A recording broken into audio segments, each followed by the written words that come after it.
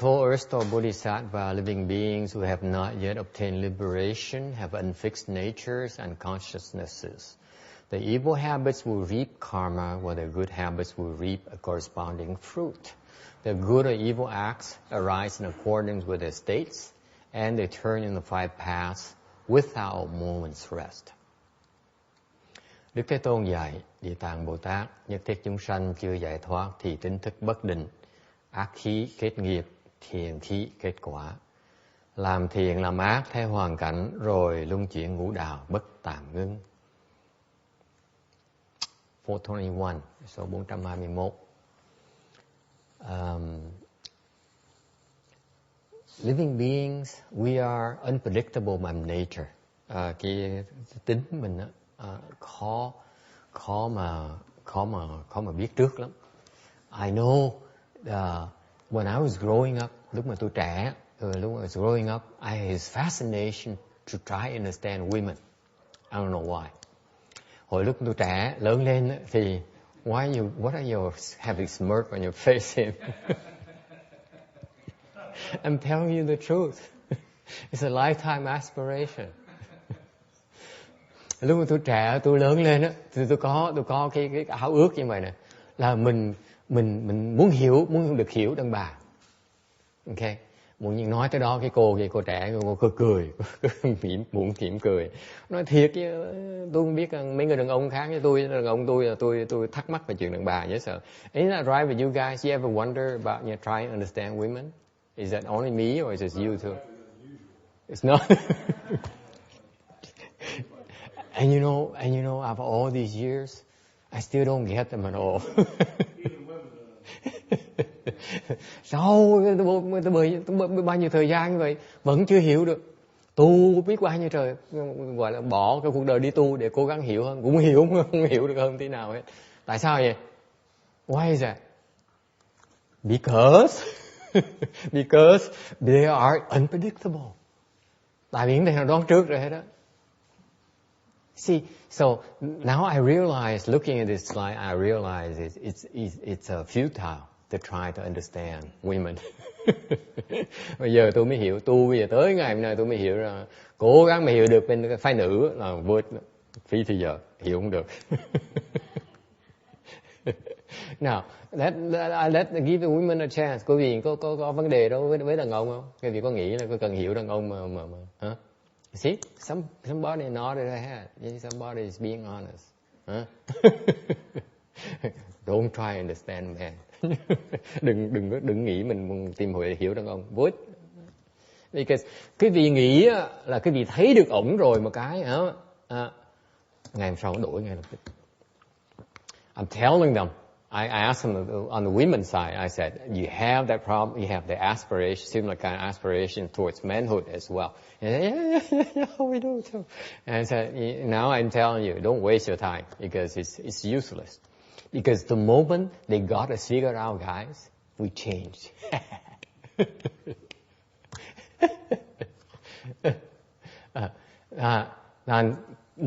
Quý vị mà nghĩ là thấy được tôi rồi, thấy được đàn ông rồi, thấy ổng rồi một cái là ổng đổi. Ông đổi lẹ dễ sợ lắm. Tại vì không cách nào hiểu được. Ngay chính bản thân mình hiểu không được, sao mà hiểu người khác được. Think about it. Yourself, you cannot even understand yourself, right? Isn't that true? I don't understand myself. I don't know why sometimes I'm so stupid. Huh? Tôi không hiểu, ngay cá nhân tôi nhìn tới tôi không hiểu nữa. Tại sao nhiều lúc mà tôi ngu dễ sợ như vậy? Vô minh một cách kỳ lạ dễ sợ, một cách thoải mái dễ sợ. Ok? Mình không hiểu, mình sao nghĩ nữa, sao mình hiểu người khác được? Think about it. Ok? Nghĩ cho coi. If you cannot even figure yourself out, how can you figure out someone else who's even, more sophisticated and complicated than you are? Okay? Because intrinsically, we are unpredictable. Tại vì cái bản tính của mình là nó đổi hoài không có lý gì hết đó. Là biết trước rồi. There's no pattern. Okay? The pattern changes. All right. So that's what the sutra says. They have unfixed natures and consciousness. Bởi vì kinh mới nói là thức tánh bất định. Okay, but actually, the sutra is kinder. Yeah, the sutra is more. The Buddha is more polite about it.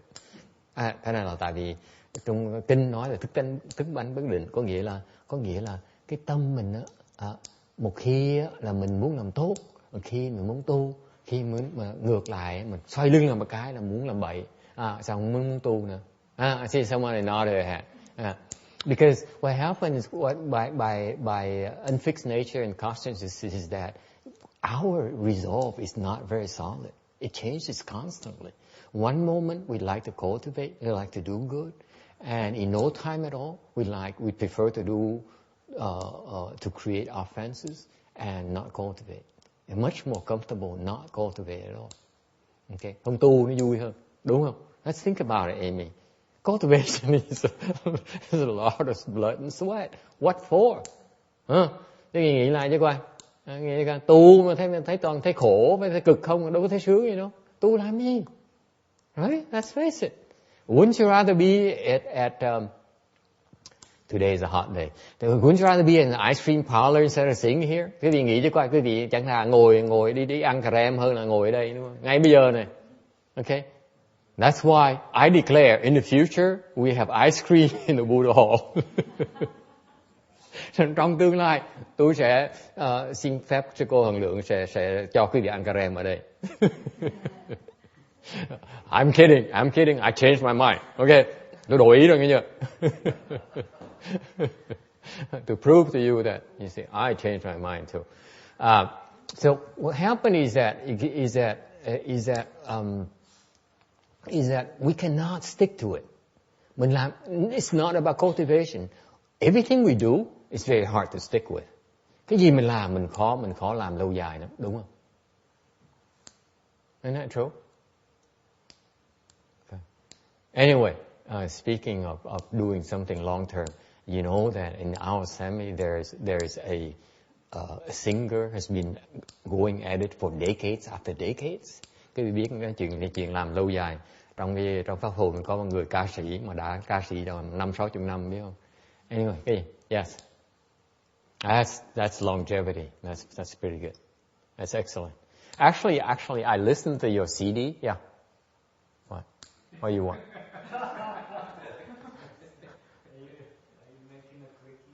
Yeah, I'm clicking. Okay.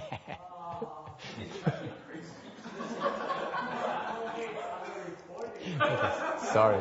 Sorry.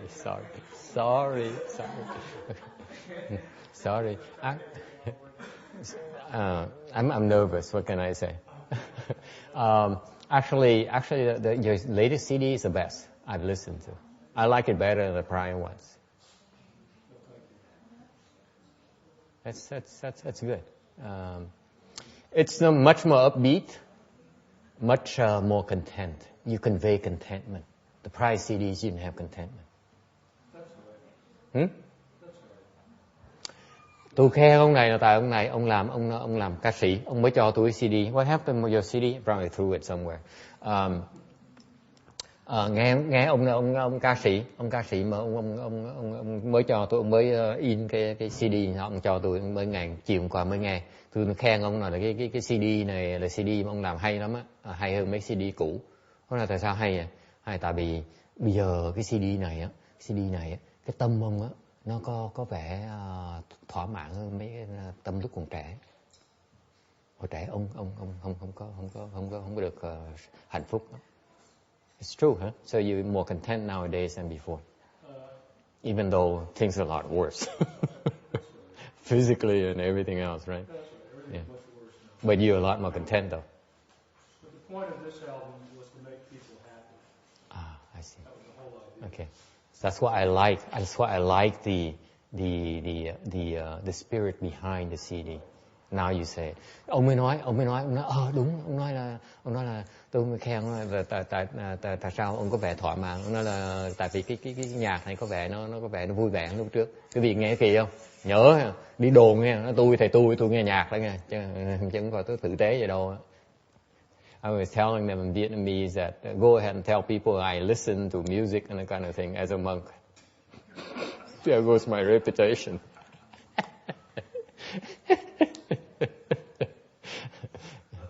No need to put up a facade anymore, right? Too late. Anyway, tôi mới nói là cái nhạc, ông mới nói là cái nhạc này ông cố ý làm để đem lại cái hạnh phúc cho người ta. Tôi nói đúng, tại vì cái tâm thần của cái tâm khí của cái nhạc đó nó vui vẻ lắm, nó rất very upbeat. What's upbeat in Vietnamese? My translator. Upbeat Vietnamese. Nó phấn khởi, nó làm cái tâm mình phấn khởi lên. So it makes you feel better actually. Yeah. So congratulations. At least I don't know how much success you have, but you succeeded with me. So okay. I'm happy. That's very good. Okay. So what about ice cream? How about some ice cream next week?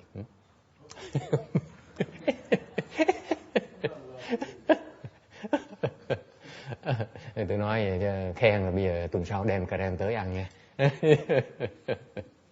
See, I'm a nice ice cream today for some reason. The good and evil acts arise in accordance with their states. Làm thiện, làm ác tùy theo hoàn cảnh. Okay, right? This is where it's important for you people, young people as well as old people alike. You have to pay attention to who you befriend. Cái này là cho quý vị thấy là cẩn thận, cái người mình làm người bạn của mình đó quan trọng lắm. Bạn gần, có Việt Nam có câu mà gần mực thì đen, gần đèn thì sáng mà. So the Vietnamese has a famous saying. It says, when you're near ink, you're black, and when you're near the light, làm đèn, you're near the lamp, then you're bright. You see the Vietnamese wisdom text, incredible wisdom. If you did you see in Vietnamese, probably even better, happier mood. Anyway, thành phải very careful. So from a parent's perspective, thành bởi vì đối với phương diện mà người cha mẹ, okay, you should watch out as to who your son befriends, where he hangs out. Thành đối với phương diện cha mẹ mình á, phải để ý chú ý con cái mình nó thường đi tới đâu, bạn nó là ai, đúng không? Ai làm như vậy, ai cũng làm như vậy chứ gì, đúng không? Phải đi rình tụi nó, đúng không? Therefore we spy on them. You guys know that? You know, có ai đi rình con không? I'm curious. Well, anyone spies on their children?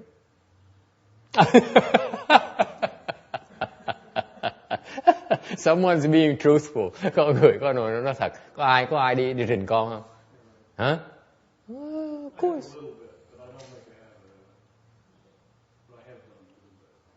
You have done a little bit. You worry, right?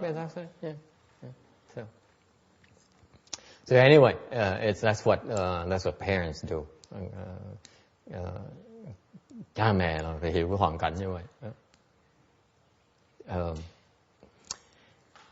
So the Chinese proverb says, "Draw near rouge and you turn red, and draw near ink and you turn black." I think it's a translation from Vietnamese. Anh có cái câu nói là cận chu giả xích, gần đỏ thì gần son thì đỏ, gần mực giả hắc, gần đèn thì gần mực thì đen. Tôi nghĩ chắc là bên Tàu dịch từ tiếng Việt Nam ra đó. See, the Vietnamese are all nodding their heads. Of course I lie, you know. The Vietnamese, the Vietnamese are Vietnamese are basically half Chinese. Nó thiệt đùa chơi chứ vì thiệt ra người Việt Nam thiệt là một nửa là Tàu rồi, đúng không? Mình là gốc Tàu mà, thành là Tàu bắt chước mình chứ sao mà mình bắt chước Tàu được. So anyway, I'm kidding. So anyway, this is what makes living beings very difficult to teach. Vì vậy mà dạy rất là khó, dạy chúng sanh rất là khó. Okay. During lunch break, someone approached me and talked about teaching children. Yeah, right.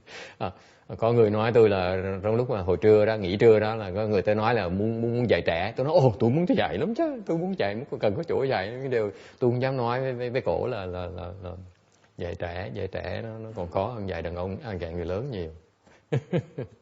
I didn't dare tell her that teaching children is a lot more difficult than teaching adults. Okay.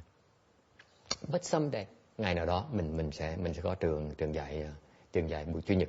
So I'm hoping that someday we have enough space to have Sunday school. Then we go over to Master Shenhua's temples and learn the Dharma from them, copy them.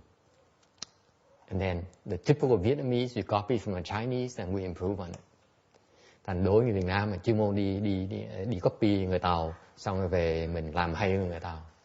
So what the Vietnamese are known for. So most of the good things Vietnamese are actually of Chinese origin.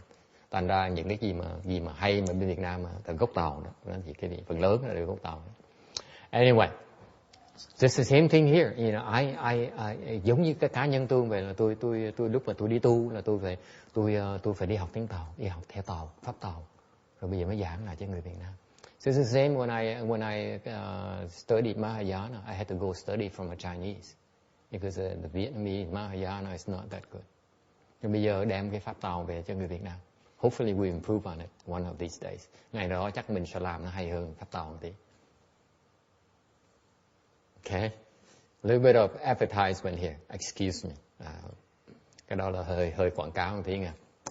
All right, questions. Next, 422, 422.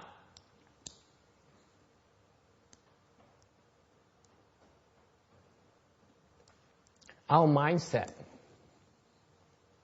switches constantly. Cái tâm mình nó nhảy qua nhảy lại, từ tốt, từ thiện, không phân biệt. The mind does not distinguish, doesn't care about good or bad. True or not? What we deep down, what we like to do is indulge ourselves. Therefore, we don't care. We don't care to distinguish about good and bad. Thì ra cái tâm mình là mình muốn tự thỏa mãn lại. Thành mình cái chuyện thiện và tốt nó là nó không phải là cái chuyện quan trọng nhất. Am I correct? Yeah, I do get personal. Ai cũng im lặng hết, ai cũng biết, ơi thầy đừng có nhìn tôi. RJ laugh. Here's a guy who dare speak my mind. Yes. Cái cậu trẻ này cậu cười, tôi nói cái ông thầy này ông dám nói cái tâm của tôi. Isn't that true, RJ? I mean, this is what life is about, isn't it? You said deep down you agree that's not really true. It's pretty much on the surface.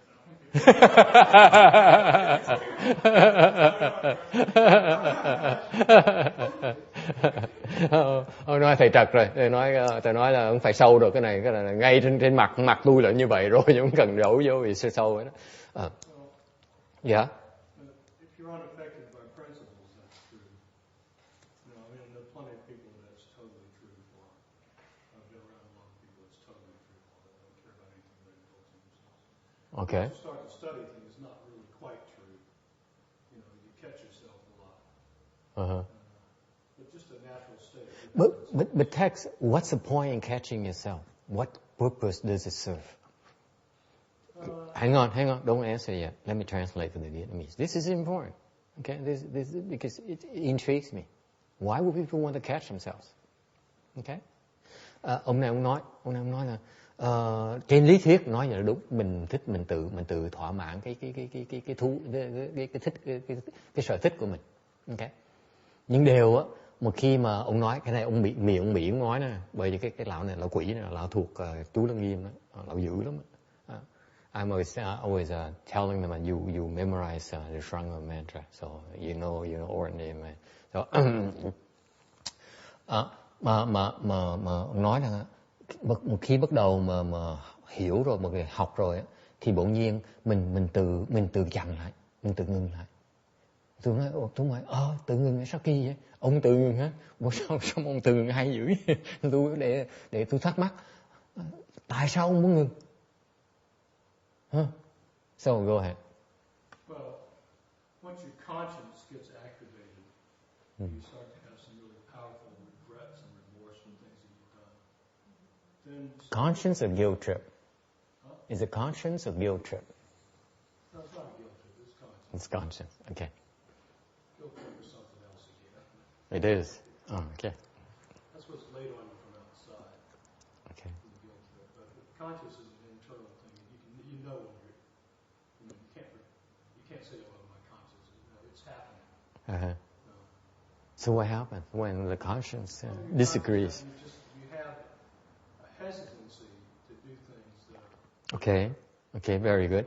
And that assume that you hesitate for a while and then you indulge. And you indulge. What happens? What happens then? cut it off too. Huh? It's possible that you hesitate, you take that step back, and then you just don't do the things a lot of the time. Okay. Sometimes you do them anyway, but Okay. you're thinking about it. Okay. I'm more interested in the time when you do it anyway. What happens when you do it anyway?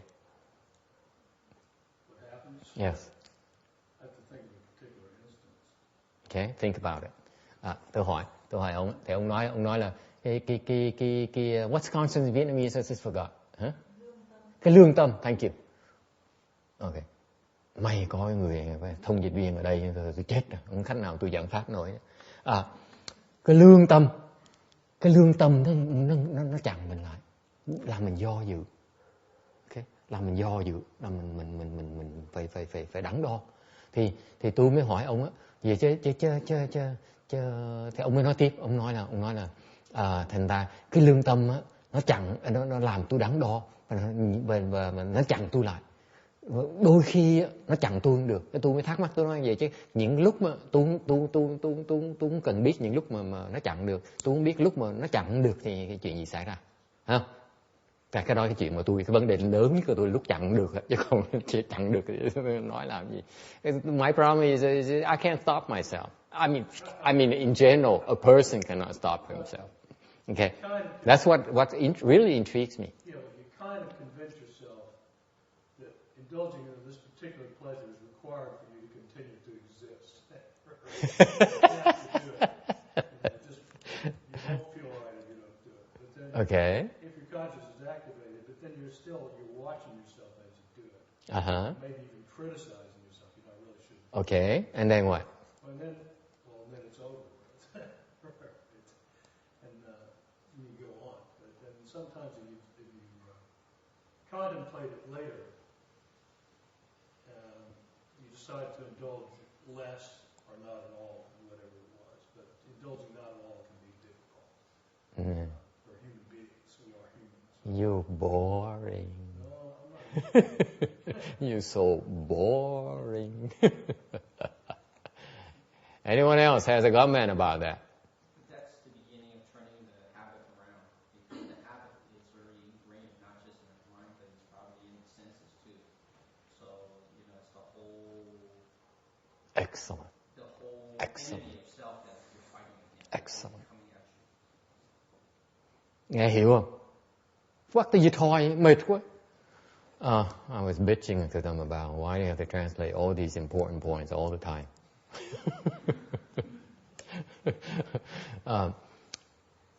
Thì ông nói rằng là cái lý do mình không chặn lại, mình từ cái thỏa mình đi chạy theo đeo đuổi làm bậy đó là tại vì mình tự thuyết phục mình thấy mình cần làm bậy, mình phải làm bậy. Okay. Người làm xong rồi cái mình hối hận, xong rồi sau nhiều khi mình tự trách mình, xong rồi có thể trong tương lai lần thứ nhì làm có thể không muốn làm, càng ngày cái sự do dự nó càng lớn hơn. Okay. Tôi nói ông cuộc đời ông như vậy nhàm quá. Đúng không? Chẳng hóa nhàm quá, mất sướng. Cái ông người thứ nhì, ông Randy, ông mới nói rằng cái đó là cái lúc mình có thể đổi được. Cái do dự làm mình đổi. Okay.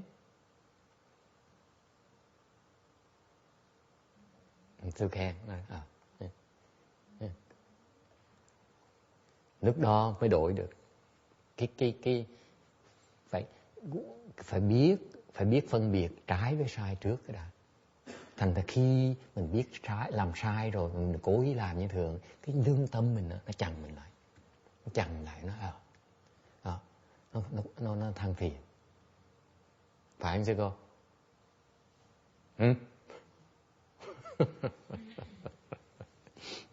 Because first you need to know right from wrong. So when you indulge in doing something wrong, your conscience is the one that reminds you and complains about it. After the facts. That's the nature of regret. Isn't that right? Yes. And that's what makes you stop and change your ways. Chính vì cái lương tâm mình than phiền, mình mới đổi được. Lương tâm mình không than phiền, không cách nào đổi được. Okay? Thành không phải là mình chê trách những cái người làm bậy nha. Tại mình làm bậy mà, mình là những cái loại người làm bậy mà.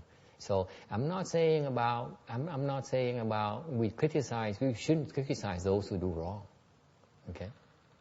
We should criticize those who do wrong, who choose to do wrong and not change.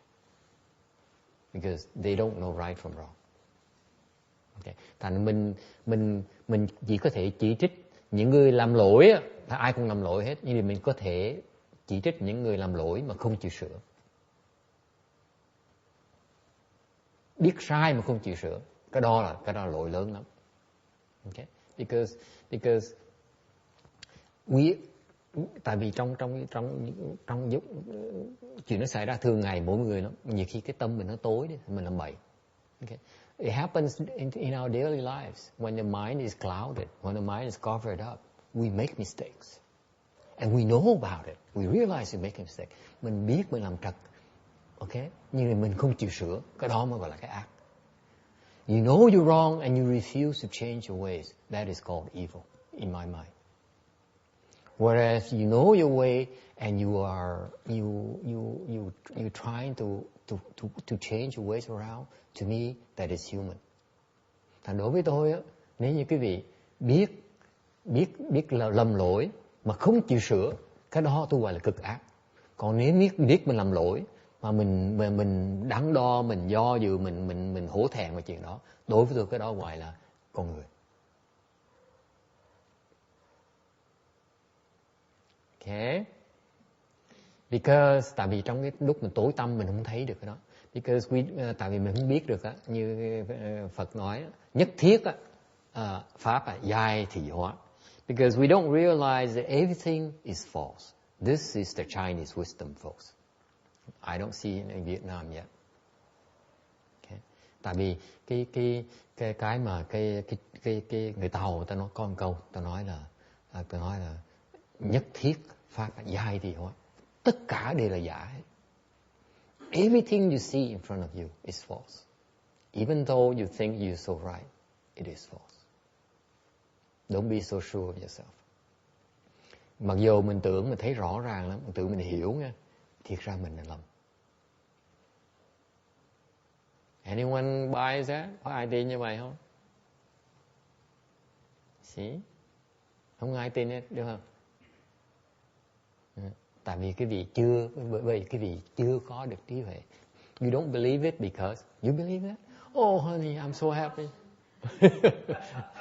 Not yet.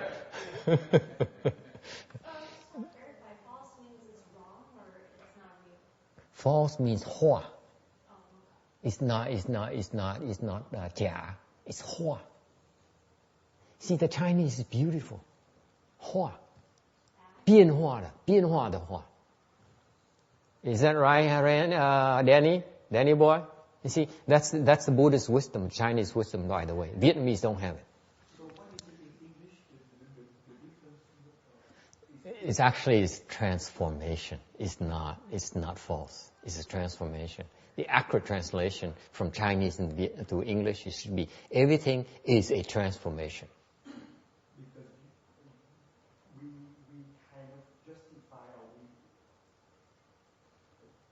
transformation of what? Hang on. This is very profound. I mean, this is very profound. This is why only the Chinese have it, by the way. not English. This is why I left it false, because I don't want to give it to the English people. I haven't given them a big head yet because they think they know everything already, the Americans.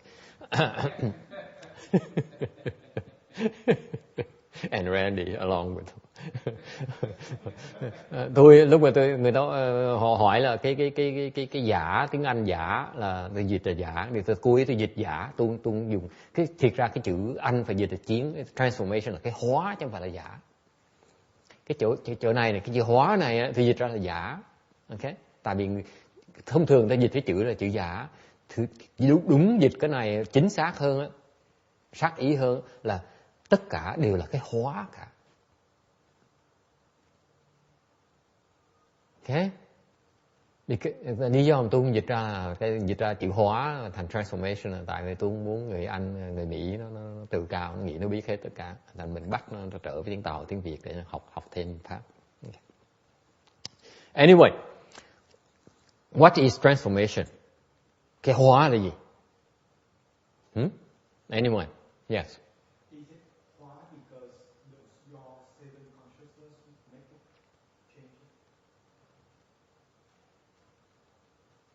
Created it. Created it. It means that everything is in a state of flux. It's always changing. There's no permanence to it. So it's like, not like our thoughts are always goes from here to there. That's maybe the shortest episode, but our lives are like that too, maybe a little bit longer duration. But actually it's just changing constantly. That's why it means it's false. There's no permanent abiding self that one could ever find anywhere. Why is that? Because it doesn't exist. Because of the seventh.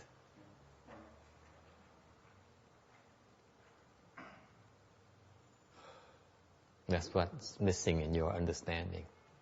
You need to understand why it happened. It happened because of the seventh. That's what Master Shinoi does not explain. Well, the seventh is the creator, right?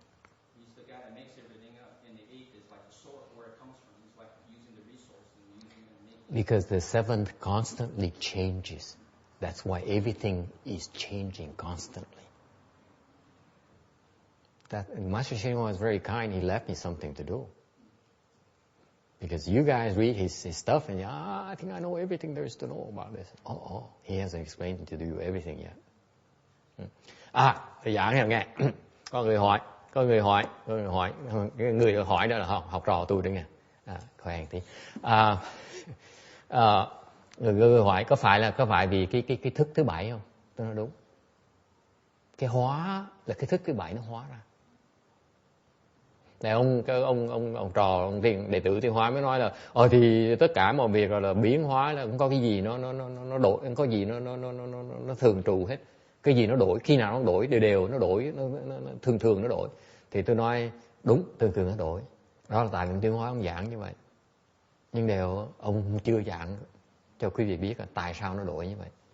Lý do nó đổi như vậy là tại vì cái thức thứ bảy của mình, thằng ngã của mình nó đổi.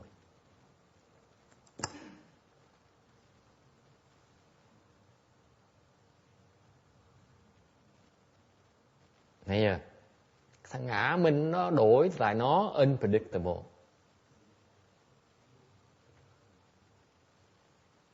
Thế bởi vậy cái gì mình thấy ngày hôm nay thằng ngã nó đổi một cái, nó thành huyễn. Mình cứ tưởng mình hiểu ổng rồi, thiệt ra mình đâu có hiểu, ổng đổi rồi. Okay. That's precisely why the ego, the self fluxes. It changes constantly. So one moment it changes the colors like a chameleon. Therefore, one moment you think you figured someone out, the self changes. It morphs to something else. And that's why everything is a transformation. Okay? The Chinese actually say everything is false. Thiệt người câu Tàu nói, cái thông thường mà người Tàu ta nói là tất cả đều là giả hết. Nên Phật giáo mình nói rõ hơn. Tôi giảng ở đây, tất cả đều là hóa. Vì nó hóa mới là cái giả, mới là giả. So the Chinese saying say everything is false because I just clarify for you from a Buddhist perspective. Actually, everything is a transformation. That's why it's false. Transformation means from something that doesn't exist, you make it exist. It came out from existence from nowhere. Cái hóa là gì? Hóa là lúc trước nó không có, bỗng nhiên nó có. Okay? It did not exist before, now it exists. For no rhyme or reason. It's what's called transformation. Nó hóa tại vì trước không có, bây giờ nó có, gọi là hóa. Okay? Isn't that too deep for you, Amy? This is a lot more than you bargained for. Huh? Many gradations. Don't worry about it. You cannot understand everything all at once. It just takes time. Yeah, question. Ooh. Next time you ooh. Yeah. Let him your clicker. Yeah. Here. Yeah. There must be something that's used to make this transformation. So the set of consciousness that's changing. Like, what's the source of the raw material using? Mental energy. Ông hỏi ác lắm. Ông hỏi là vì cho cái tâm nó tạo hết tất cả thì cái năng lực là gì đó?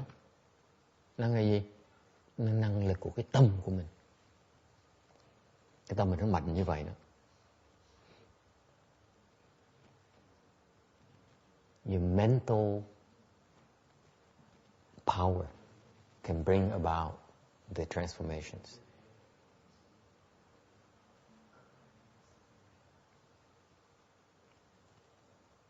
Okay. Yes. So we as an individual see what we believe to be true, even though everything is because we believe it is there. So therefore, it's true to us. That's right. So our individual truth is because we happen to believe in that and call it truth. But actually, that's false. That's only a transformation. Còn đối với cá nhân mình cái gì mình nghĩ là đúng, cái gì sự thật của mình, thiệt ra chỉ là huyễn hóa hết.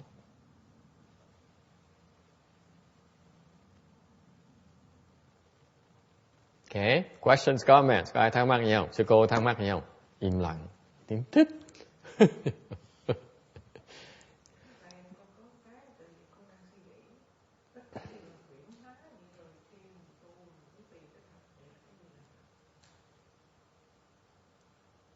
Cái gì nó thật đó là cái mà so she asked so if everything is false, and so why do we cultivate? How do we cultivate to the truth? Get rid of your seven consciousness. Nghe hiểu. Này phải hiểu à. Không dịch à. Không dịch. Muốn biết hả? Ông trả lời rồi đó. I told her, I'm not going to translate. You better understand it in English. Actually, it means to transform yourself. You can't get rid of it. You just clean it out. No, but then you are transforming, and you have to take it out. You transform. No, you don't take it out. You transform your seventh consciousness into wisdom. Mình hóa cái ngã của mình thành cơ hệ. Mình hóa cái vô minh thành cơ hệ. But it's changing. How do I know that is wisdom? If I don't know what is wisdom, and if the seven consciousness is changing, how do I know and changing back to the right wisdom? Từng ngày nó hỏi cần hóc búa. Okay, we go to the ice cream parlor now. Bây giờ we take a break. Let me go check my books first. Where's my cell phone? Danny, where's my cell phone? Never mind. Ông hỏi vậy chứ.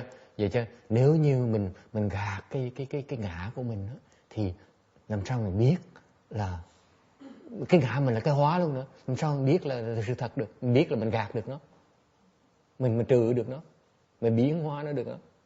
Nên tôi trả lời đó, thôi bây giờ mình nghỉ tí đã, để mình đi ăn cà rem cái đã. Học bù quá, hỏi khó quá. Ok, để tôi đi hỏi thầy một tí nha. Ok. Có ai có chuyện gì khác nói không? Anyone else has anything else to discuss or any other questions? I think what they mean is that when you get rid of all the false thinking, the conscious mind and the natural state is wisdom. That's where we all basically came from, but it's hard to return because that seventh is so strong, so powerful. It's theory, Randy. What he's talking about, see, you're missing a beat. This is where Earth is making some progress. You still stuck to your sticking to your understanding. You need to listen to what he wants to know, Randy, not what you know. You hear me? That's the bad habit of yours. You listen to the question, you only listen to what you understand about what he's talking about. You're not listening about what he wants to understand. And if you're like that, you are not able to connect with people, including your employees, your wife or your son. Okay? You need to come to approach it from the questioner's perspective, not your perspective. Very bad habit. You need to shake it off. Tôi mới rầy ông này một trận. Tôi nói là ông nói gì, nói cổ quảng cái tôi nói ông nói là cái Huệ vậy đó, tôi nói thiệt nghe một cái tôi không hiểu nhất, tại vì ông nói khó quá. Anyway, tôi mới rầy ông, tôi nói tại ông nói là ông chỉ trả lời theo cái lý thuyết thôi. Ok? Lý thuyết ông nói, ông trả lời theo cái lời nói, cái lời trả lời đó là lời trả lời lý thuyết. Nhưng điều á, cái đó là sai. Tại sao vậy? Tại ông trả lời đó, cái lời trả lời đó là trên đáp là cái câu hỏi đó trên lý thuyết thôi. Nhưng đều không đáp được câu hỏi trên vấn đề thực tế. Tại ông ước hỏi là ông muốn biết khi mà tôi tới đó làm sao tôi biết được. Ok? Thì ông này ông trả lời nó trên lý thuyết thì trí huệ là sáng suốt, thì mà tới đó mình chỉ còn sáng suốt, không còn cái tối tăm nữa. Ok? Cái đó là trả lời trên phương diện lý thuyết thôi. Chứ còn người ta hỏi là khi mà thầy dụ tôi tu, ok? The question is, you are conning us into cultivating. You're conning me into cultivation. You have these big talks about wish, enlightenment, and self, and so on. Okay, isn't that right? I mean, he's polite. He's not putting it that way. I mean, that's how. So you promoting cultivation. You say cultivation is good. Okay, and you say because cultivation enables you to see through the self and so on. When I get to that point, okay, how do I know? Right? You make me do all this hard work. Cross my legs and hurt my legs and drive here 45 minutes each way. And what for? How do I know when I get there? Right? Can I get back to you on that, by the way? Tôi hỏi để tôi đi hỏi thầy đó, khoan đợi tôi một tí. How do you know? I had a simpler.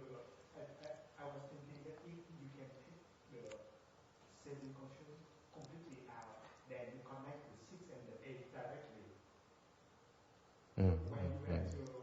It's too engineering, too much engineering. Ông nói thôi bây giờ mình chặt cái số thứ 7, thức thứ 7 xong mình để thức thứ 6, thức thứ 8 thôi. Then there's no more 8. You only have to call 8 7 now. You see the problem with your logic. Tôi nói nếu mà chặt thứ 7 rồi thì sao gọi thức thứ 6, thức thứ 8 thì mình lấy thứ 6 đi thẳng tới thứ 8 qua thứ 7. Tôi nói vậy đi qua thứ 8 này gọi là thứ 7 rồi gọi thứ 8 đừng nữa. Còn cái 7 thôi. Okay. Thấy suy luận như thế trật lất rồi. mấy người kỹ sư nè, họ kỹ sư quá, tôi mệt, chóng mặt. How do you know? I don't know. Tôi đâu có biết đâu mà trả lời cái gì được. Tôi không biết sao trả lời được. Tôi không biết sao trả lời được. I don't think you can know. That's why I think you have to be certified. That's why you have to go see somebody who is there and then they usually certify. I tell you this. Tôi nói cái gì ông nói nó đúng. You're right. Andy. Now you answering his question. I don't want to answer it, but I'll ask my own question. Never mind. Okay, yeah. So take over the 8, 9. Biết sao? Viên nói sao? Ông nói sao? Ông trả lời sao? Ông nói là phải cần người thiền tri thức nói cho mình biết được, chứ mình không biết được. Cái gì nó cũng hóa sao mình biết được? Phải có người khác không hóa nữa mới biết, thì mình không hóa nữa mới nói mình dám tin được, đúng không? Think about it. If everything is a transformation, what makes you not think that at that point in time is not a transformation itself? Right? You don't know. The only way is that once someone who stopped making those transformations recognizes it and say, you made it, then you can believe. Make sense? Có lý không? Vì vậy mới cần thầy như vậy đó. Thứ gì cứ tu đi, cứ tưởng mình tu giỏi, mình xây cái chùa, mua cái nhà, tu đi. Nó hóa hoài, tu vòng tròn. So what I'm saying that, someone told me earlier, I'm going to have a house like my Dharma brother in Apple Valley. Tôi có người sư huynh như vậy, tu ở Apple Valley, okay? Có cái nhà đầy đủ phương tiện, đầy đủ hết, không có thiếu gì hết.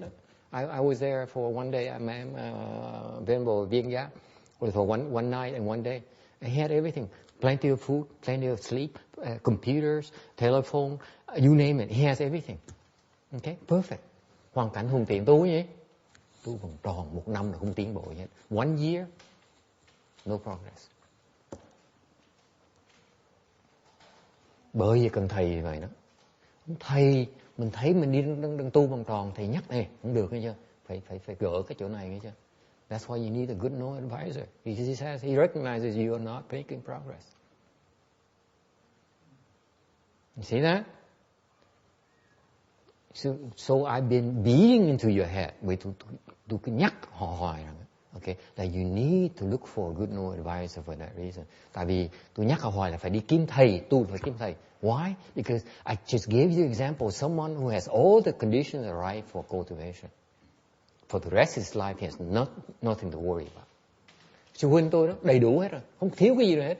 Gia đình họ giàu lắm, họ mua nhà cho ông ở đó. Bây giờ ông có mỗi tháng cúng mấy trăm đồng. Đủ tiền ăn, đủ tiền xăng, đủ tiền, không có thiếu gì hết đó. Okay. Mà tôi tới thăm, tôi thấy ông đang bị kẹt, mà mở miệng nói không được. Tại sao vậy?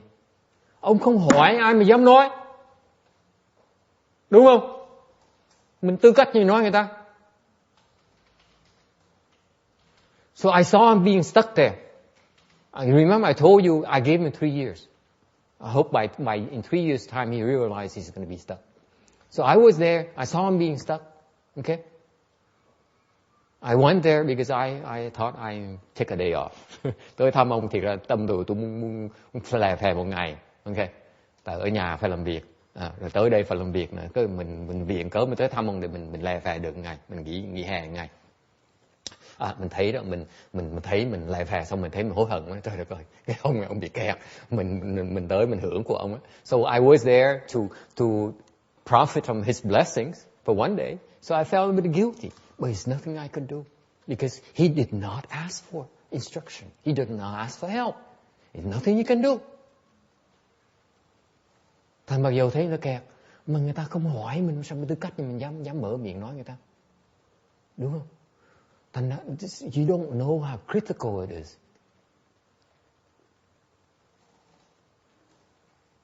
That good know advisor. All the way, folks.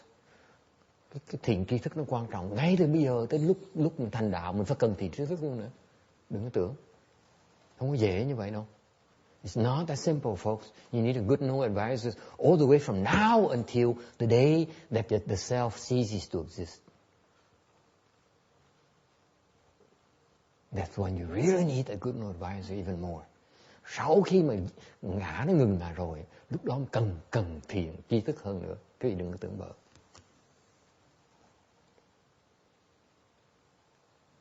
Okay?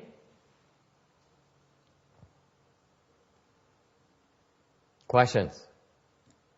Thắc mắc gì không? No more. So people don't realize that everything is a transformation, okay? And because the mind creates both good and bad since beginningless time. Thì ta biết rằng tất cả đều là hóa hết, đều là huyễn hóa hết. Cái tâm mình nó tạo vừa ác vừa thiện luôn. Okay?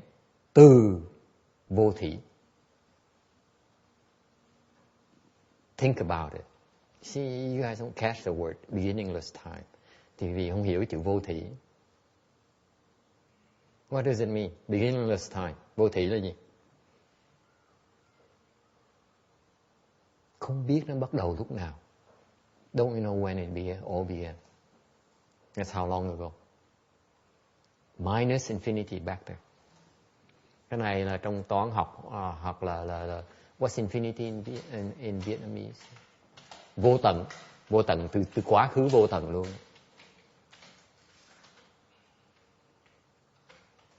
Alright, that's Mahayana, folks. Cái này là Đại Thừa đó nha. Đại Thừa đi từ vô tận tới bây giờ đó.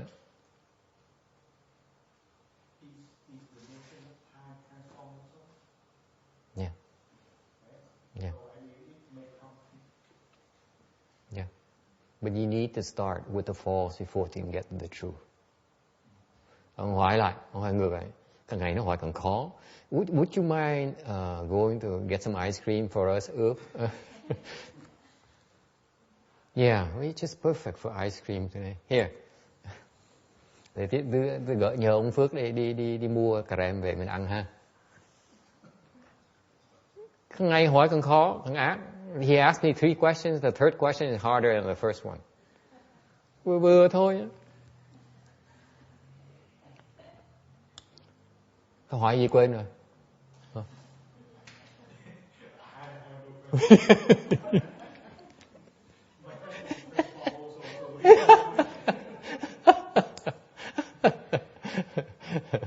Very good. But remind me, what's the number 3 again? I forgot immediately. That's right.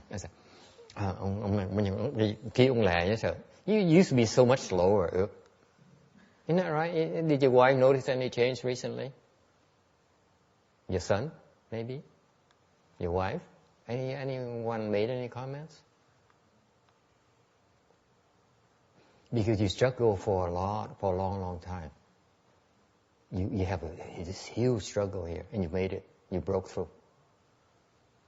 So the clarity of mind is new. It's not. It's not last week, by the way. Very recent. Tôi khen ông. Tôi nói là cái câu hỏi càng ngày càng khó. Mà càng ngày càng khó, tại càng ngày cái tâm nó càng ngày nó càng sáng. Thành tôi nói là cái sáng này là sáng mới một tuần này thôi, chứ còn tuần trước còn tối vậy sao?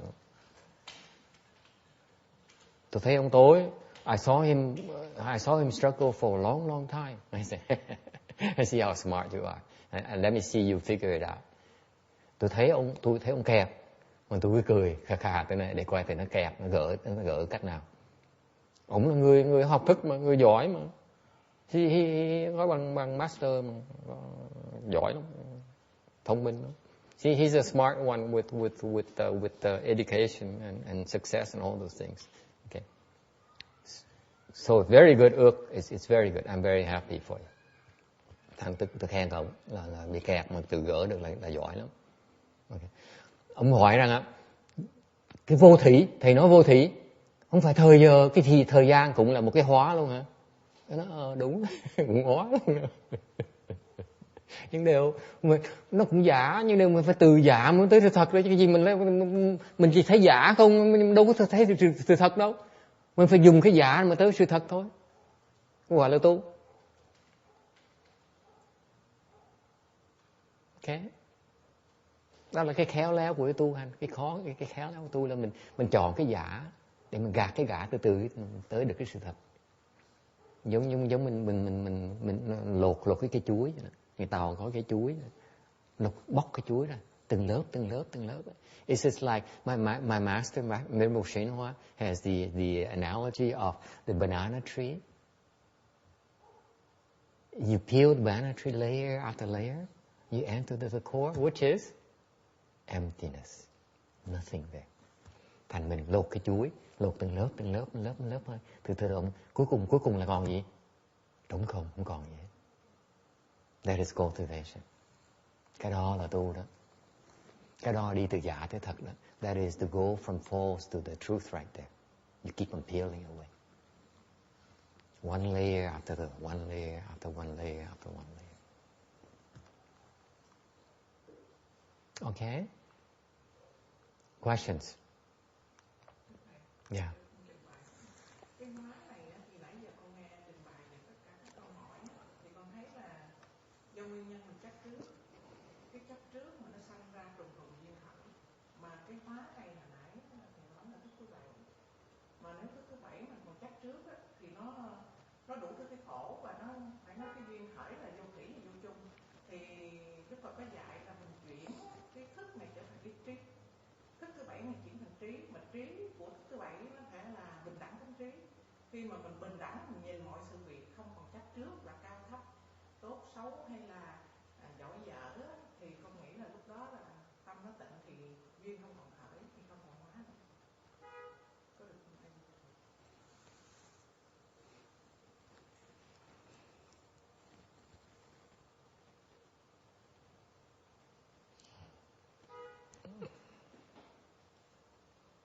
Không phải như vậy đâu. I don't know how to explain it to her. I just simplify it for her. That it's not like the way you envision it. Nó phức tạp hơn nhiều. Đó là lý thuyết thôi chứ còn cái đó không dễ như vậy đâu. Nó có từng giai đoạn khác nhau. Điều chưa cô còn xa quá, thành chưa tới đó, thành nói đó một ít. I'm telling her that it's very complicated. And so I simplify, I gave her a simple answer. I say it's not like the way you figure it out, because it's a lot more involved in that. And because she's very far away from it, it makes no sense to talk about it. When you get near there, that's when you'll be taught how to navigate. Tại mình lúc mà tới gần nó rồi, okay, thì mình sẽ được dạy dắt đường đi. Còn you know, because when you talk about it right now, when she's so far away, it's only like intellectual discussion, like Randy indulges in. Tại mình nói chỉ nói chuyện lý thuyết thôi, chứ còn không có như vậy nữa. It's only theory. It's not useful. Okay. All right. The living beings, they're bound. Chúng sanh nó bị cột chặt lại, gọi là cái chấp trước đó. The eighth consciousness has seeds that creating from the offenses, they're conditioned by sophistry and bad habits. That's the nature of our existence. Cái chúng sanh bị cột chặt lắm, cột kẹt rồi. Tại vì trong cái a la giải thức mình á, thì có những cái chủng tử mà tạo từ cái nghiệp mình tạo làm bậy đó, thì có những chủng tử nó được ở trong đó. Rồi cái chủng tử nó vì những hoàn cảnh thành nó có như duyên đưa tới. Như duyên gì? Duyên đó là cái hí luận, cái ngụy biện đó, với những cái ác khí, nó làm mình kẹt. The nature of our being stuck is because of our indulgence in sophistry and the bad habits that we have, that we nurture. Cái lý do mình bị kẹt là vì thích hí luận, vậy là thích làm ác.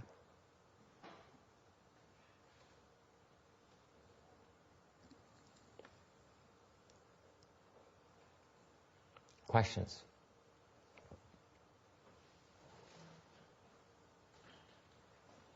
Okay, let me move on, because at the rate I'm going, I will never finish his sutra here. tôi phải đi tiếp nè. An hour so far, over an hour, we stuck at slide number 3 or 4, something like that. I have 1,300, at least 1,000, over 1,300 slides. Hơn 1 tiếng đồng hồ mới có bốn cái tấm này à. Mà tôi có hơn 1.300 cái tấm này mà nói. Chừng nào mới nói mới xong bây giờ? Khổ dễ sợ. Hỏi vừa. Người nhắc khéo ổng. I just reminded him gently, don't ask too many hard questions. Okay, 423. sao? And because of that, because of our bad habits, okay, and the deceits that we nurture, we revolve in the wheel. Bởi vì bị kẹt như vậy, thành mình mới bị luân hồi. It's like the ocean. The cause wind gives rise to the consciousness waves. Cũng giống như trong cái biển vậy đó, là cái gió của cái nguyên nhân đó, nó tạo cho những cái sóng, làn sóng thức. And therefore we constantly born and we constantly die, and we don't realize that it's our own mind that create the state. Thành ra cái làn sóng, bởi vì mình cứ thường là sinh, mình thường là chết, sống chết. Đó. Mình không biết rằng là cái tâm mình nó tạo ra cái cảnh giới đó.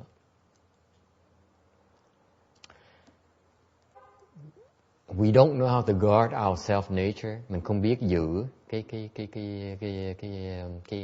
cái bản tính của mình.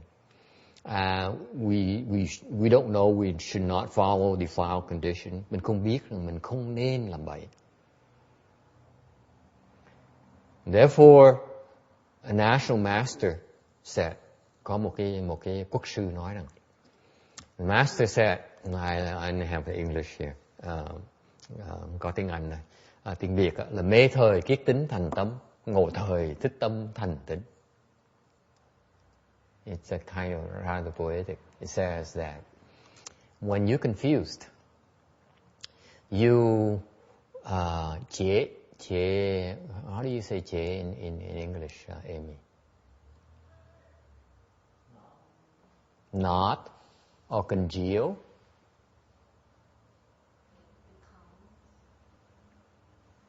There is a creation process, the creative process here. Either like when you weave, or you tie it together, or you congeal it, coagulate it. Okay, that's what chế mean. Okay.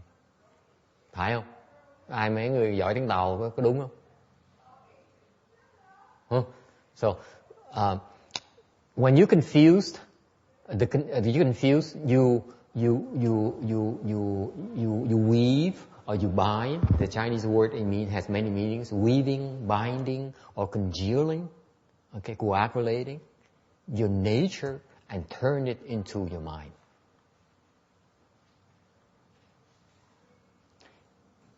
Tức lúc mình mê muội, mình thiếu sáng suốt, thì mình kiết cái tính, tức mình kiết tiếng Việt là gì? Kiết là mình đan lại, hoặc là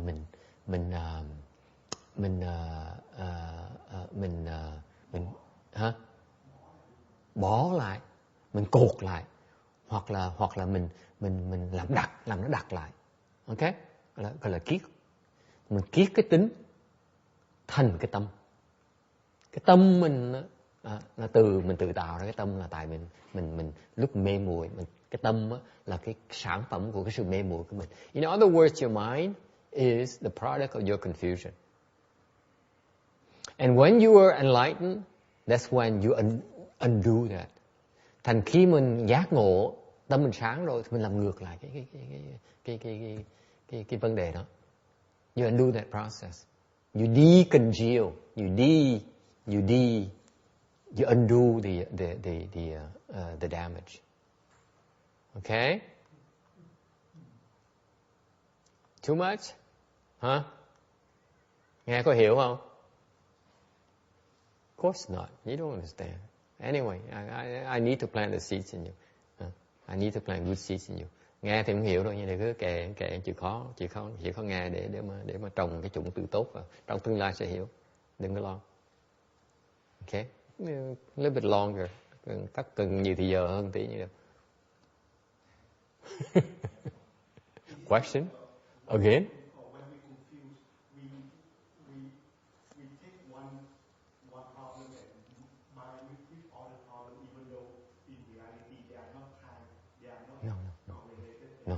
Make it more wonderful. Yeah, but even before that, this is why he's a natural master, because what he's talking about is very, very, very deep. There's no way for you to even go near it. Okay. Cái này ông nói có phải là tại vì nó mình bắt đầu mình bó lại, xong mình bỏ cái bó khác, mình đem tới bó thêm nữa, phải như vậy. Cái đó có như vậy. Thì cái đó là cái phần của cái sự mê muội của mình. Nhưng điều cái câu mà ông quốc sư này nói nó sâu xa hơn nhiều. What he's talking, he's referring to folks. Cái ông quốc sư nói như vậy này. Lúc đầu á, cái tánh mình á, là nó không. Originally, our nature is empty. There's nothing there. It's because of confusion, things become to solidify. And that becomes your mind, Danny. That's what he's talking about. Quốc sư nói đó, lúc đầu nó trống rỗng không có gì hết đó. Vì cái mê muội, cái trống rỗng nó bắt đầu nó đặt lại, nó thành hình. Hình đó là gì? Là cái tâm của mình. Dễ sợ như vậy. Cái tâm mình là cái đặc, cái giả. Thấy trình độ quốc sư dễ sợ không? See how profound this natural master is. Have you heard of it before, Randy? Huh? Any of you researchers of this? This is why I thought of it. That's why I left out the English translation. Tôi hỏi ông, tại vì ông này ông nghiên cứu sách tuyên hóa kỹ lắm, nghiên cứu tiếng Anh này nọ. Tại người này cũng biết tiếng Tàu. Nên tôi hỏi, đọc tiếng Anh, đọc cái phần này chưa? Ông nói không, chưa đọc. Bởi vậy tôi mới dịch tiếng Anh.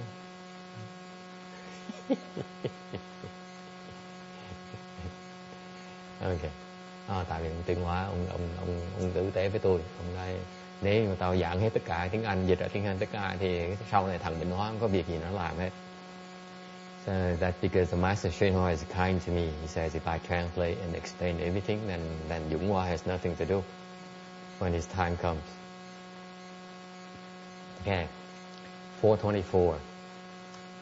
They pass through kalpas as numerous as motes of dust, confused, deluded, obstructed, and afflicted by difficulties, like fish swimming through nets that have been put in a stream. They may slip free of them and temporarily escape, but then they again are caught in the nets. It is for being as such as these that I would be concerned. But since you have made extensive vows and sworn to cross over such offenders throughout many kalpas, I have no further cause to worry. Trải qua trần kiếp mê hoặc chướng nạn, như cá lội trong nước cuốn theo trường lưu, có lúc tạm thoát cũng sẽ mắc lại lưới. Nên vì họ mà Như Lai ưu niệm, nay ngươi đã muốn hoàn thành vãn nguyện, lũy kiếp trùng thể, quảng độ những kẻ tội, thì Như Lai khỏi lo nghĩ nữa. Nghe đâu có hiểu gì đâu ha. Cái cổ văn nó khó hiểu chứ sao. The Vietnamese I use a lot of old Vietnamese words here. Even I look at it myself, I'm not sure I understand what it means. 427. Fish. The sutra refers to fish. Nói cá. The fish symbolize the five paths. Cá là giống như mình luân hồi trong cái trong cái ngũ đạo đó, trong cái dục đạo đó. The net represents the three realms. Cái lưới là nó tượng trưng cho cái tam thế. The stream, cái dòng nước, they symbolize retribution, tượng trưng cho cái nghiệp mình cái quả của mình phải chịu. Slip free có lúc tạm thoát, and caught, phải mắc lại lưới. Okay, that's the nature of a revolution. mình luân hồi như vậy đó. Slipping free meaning that you're born as a human or as a god or goddess. Tạm thoát có nghĩa là gì? Tạm thoát có nghĩa có lúc mình sanh được làm người hoặc sanh lên trời, đó gọi là tạm thoát. Sometimes you're caught, khi mình mắc á, lưới có nghĩa là mình bị đọa vào cái ác thú. You caught in the three evil paths. Okay. And fish and water species, the analogies for living beings, nature and consciousness are unfixed. The fish species is greedy for food and thus encounter nets. Nước với cái cá là cái loại nước với cá đó là tượng trưng cho cái tâm tính thức của chúng sanh bất định. Loài cá là tham ăn, thành ra bị mắc lưới. And similarly, living beings because of love encounter demon traps. Cùng tương tự như vậy thì chúng sanh, người mình chúng sanh cũng vậy. Vì tình dục mà bị kẹt ma vọng, bị mắc lưới của chúng ta.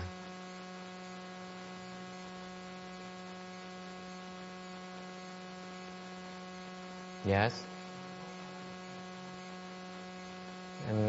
Năm đạo là gì? The human path, the God's path, the animals, hells and hungry ghosts. Three realms are desire realm, form realm, formless realm. Okay. Hỏi là cái ngũ đồ là gì? Ngũ thú là gì? Là loài người, loài trời, súc sanh, ngạ quỷ với là địa ngục là 5. Còn tam giới, tam thế là gì? Thì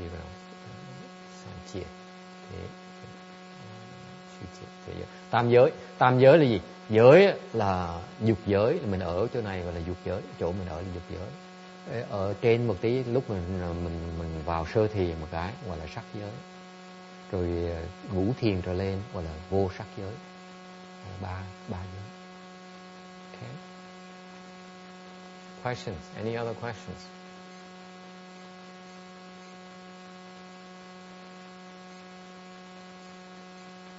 Ultimately, when you cultivate, your final test will be that test of love. Khi quý vị tu,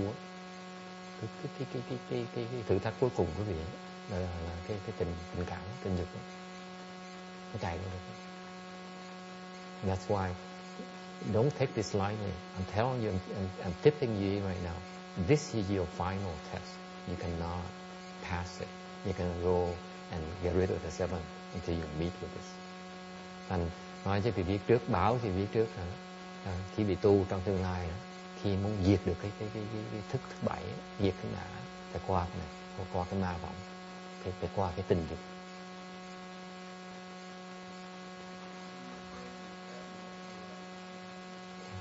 Slow. Okay. Có gì đâu mà lo nữa không? Yêu đương là chuyện thường. There's nothing to worry about. Love is a fact, is a matter of life. Fact of life. Okay. And the Buddha here is very kind, very compassionate. Phật rất là từ bi. I'm listing out here you to see a list of things that he knows he really worries about.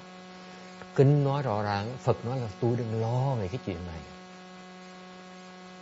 Okay? Phật thấy cái này chuyện này dễ sợ lắm. Cái này không phải là dễ. Thành ra Phật lo những cái chuyện rất rõ ràng. So what is he worried about? Human body is difficult to obtain.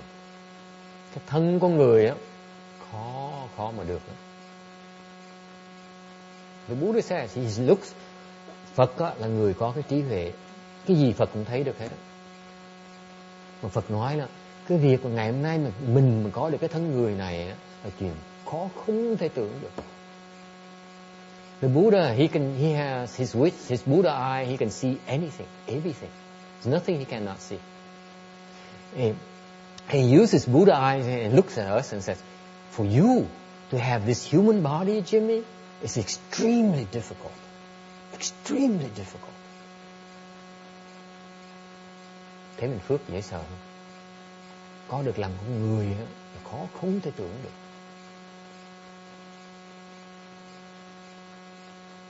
Because this is how blessed we are. To obtain a human body text is extremely difficult, because one day Buddha was walking with Ananda and he says, reach down. You know who Ananda is, right?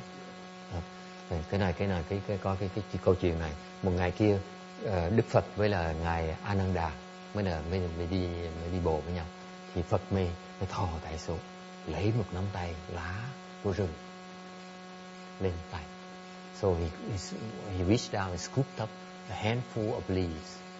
He asked Ananda, mới hỏi ngài Ananda, ngài Ananda, ngươi nghĩ rằng con người cái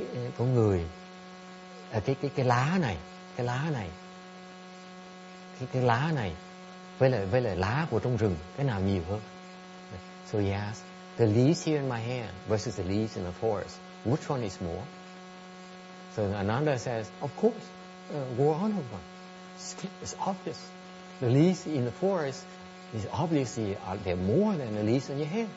Thì ngài Ananda mới cười, nói bạch cái tô, đương nhiên rừng, lá trong rừng nó nhiều hơn lá trong tay của Phật, cái gì đâu mà khó chuyện đó. So the Buddha said, so it is. Phật mới nói là như thì, okay, như thì cũng là đúng rồi, đúng. And he said, he continued, Phật mới nói giảng tiếp, you know Ananda. Phật mới giảng tiếp, Phật mới nói là, này Ananda, con có biết rằng á, là những người, những chúng sanh mà được cái thân người á, nó chỉ bằng cái số lá trong tay của ta thôi. Ngược lại những cái người mà những cái chúng sanh mà mất cái thân người đó, nó bằng cái lá trong rừng. So the Buddha said, the beings who obtain the human body is about as many as the leaves in the palm of my hand, and the living beings who lose the human body is as many as the leaves in the forest in comparison. Yes.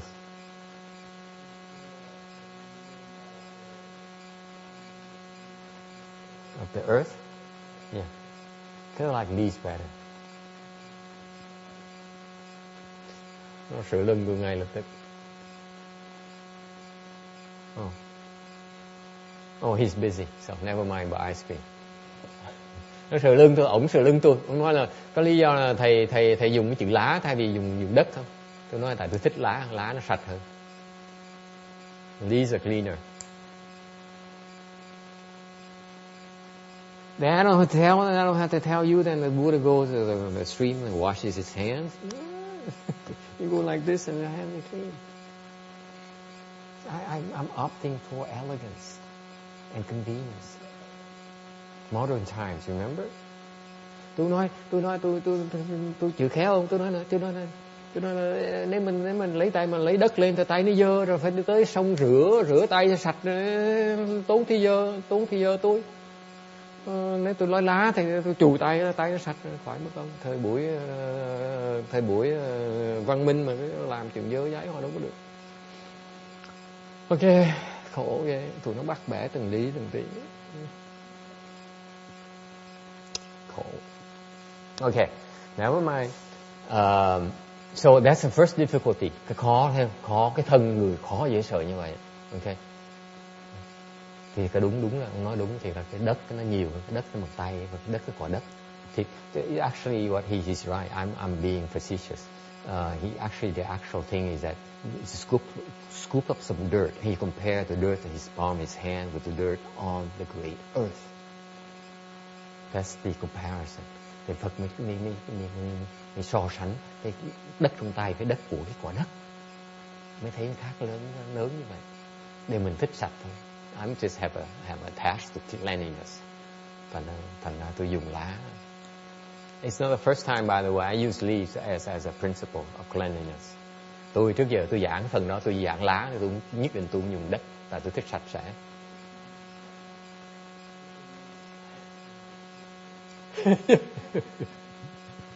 Never mind. I have work to do. Okay, don't remind me of cheesecake. Ông chọc tôi nữa. Đừng có chọc tôi. He also, then the Buddha says the six roots are difficult to be complete. Xong Phật mới nói là, này, được thân người rồi không phải là dễ, mà có thân người mà có đủ lục căn là còn khó hơn nữa. The Buddha says this is part of the sutra in 42 sections.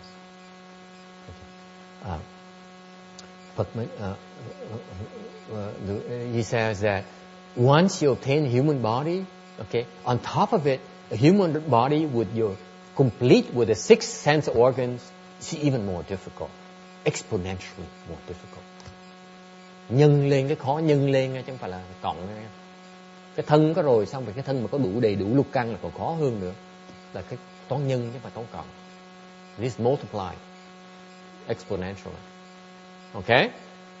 And then he says, when you have the six roots functional, when you have to have talent and to be smart, is very difficult to get. Quý vị đã có đủ thân người, có đủ lục căn rồi, mà quý vị thông minh và có tài đi nữa, nó còn khó hơn nữa. Okay? Of course, it doesn't apply to you because you don't have to worry about talent and intelligence, right? Quý vị đâu có lo về chuyện có tài với có thông minh không? Huh? You think yourself as smart text or not? Yeah, reasonably, right? I'm sorry, I didn't understand the question. You can just consider yourself to be smart?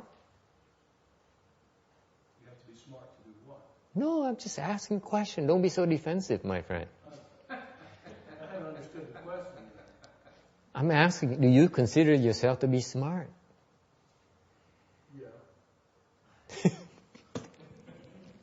How about having talent? Yeah. Thank you.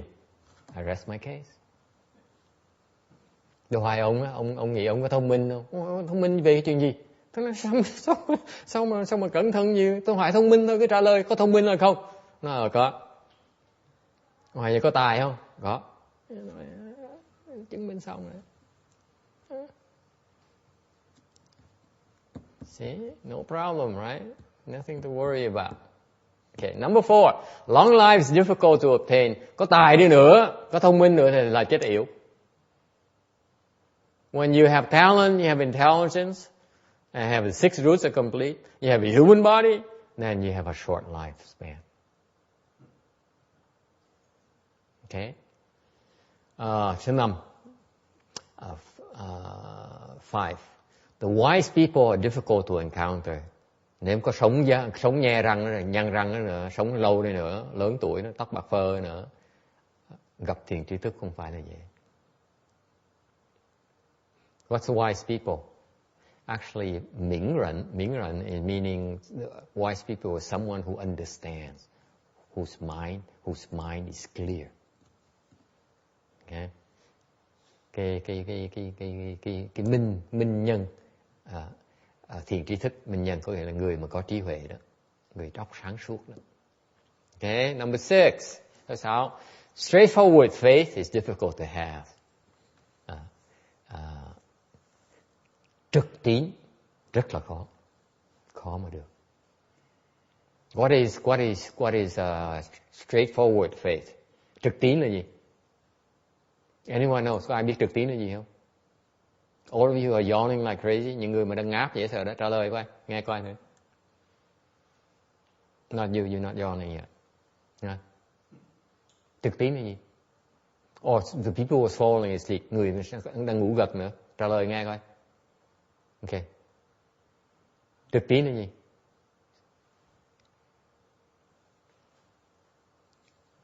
Straightforward faith.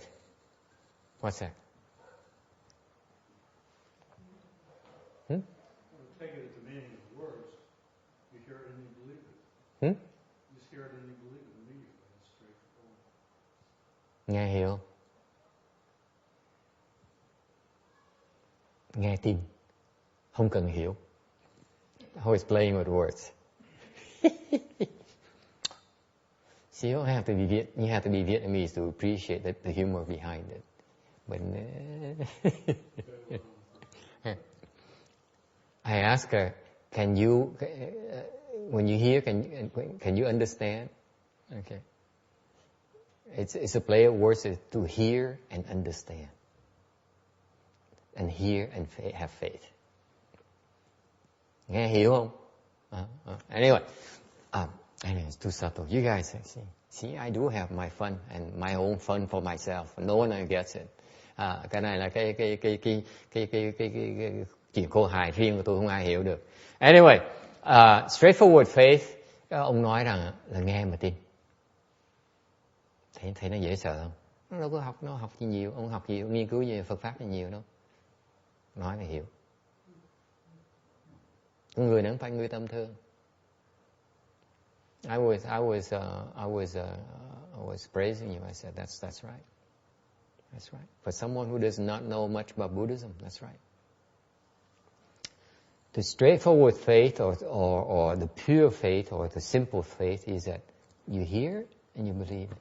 It's not a single speck of doubt in your mind. Cái trực tín á là mình nghe mình tin, mình hoàn toàn không có một tí nghi vấn trong tâm mình, hoàn toàn không có gì hết. Nghe là tin. Cái đó là gì? Cái tâm hồn nhiên đứa con nít đó. Đúng không? What kind of mindset is that? It's a mindset of the babies, of the infants. They hear and they believe it. Well, the normal babies, not Randy's babies.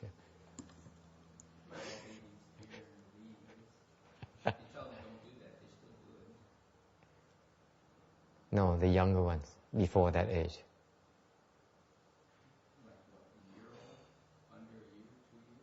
Yeah, even if that you find that kind of boy, then you have to backtrack a little bit. Because that boy has been polluted already. What I'm referring to is the absence of pollution. There's no reference points. So is that the absence of the seven consciousness? Yeah. Excellent. Good. Make comments like that. Don't ask questions. We're born with our seven consciousness. It's intact. It's just not. It didn't get into full speed yet, but it's already there. It gets stronger and gets stronger. Yeah, it's like a car. It's still It acts up. It acts up. It's already there. We're born with it. That's right. That's why That's right. we're born, we like certain things right away. That's right. We don't like them. That's right. You see even little infants, 4 or 5 months old, you put a bottle, they don't like that formula, they spit it out. Yeah. We're already born with that. Tâm giống tôi nói cái ví dụ tâm trực tâm này là trực tâm là giống như mình nghe mình tin hoàn toàn không có nghi vấn gì đó, giống như tâm đứa con nít vậy. Theo ông này ông cười, nó không có đâu, đứa con nít nào nói nó cãi lại nó không tin. Tôi nói phải đi, nó phải nhỏ hơn tuổi hơn tí. Nhưng điều sự thật là ông nói đúng, là tại vì ông nói là cái mình sinh ra là mình có cái ngã đó nó mạnh lắm rồi. Thành cái chuyện trực tâm thiệt, đứa con nít nó không có trực tâm đâu. Nhưng cái đó là chỉ ví dụ cho thấy được là mình xa lắm. Tại mình khi mình lớn á, cái thức thứ bảy mình càng ngày nó càng mạnh, càng ngày mình nghĩ mình càng biết nhiều, đúng không? The natural manifestation yourself becoming stronger is that the older you get, the more you think you understand, the more you think you know. That's the nature of the seventh consciousness confusion. Mình càng lớn tuổi, mình càng già thêm á, thì càng ngày mình càng nghĩ mình càng hiểu nhiều. Cái đó là cái thức thứ bảy đó quý vị. Cái mà nó đòi hiểu, cái nghĩ mình hiểu, nó là thức thứ bảy đó. Nó là tác quái đó.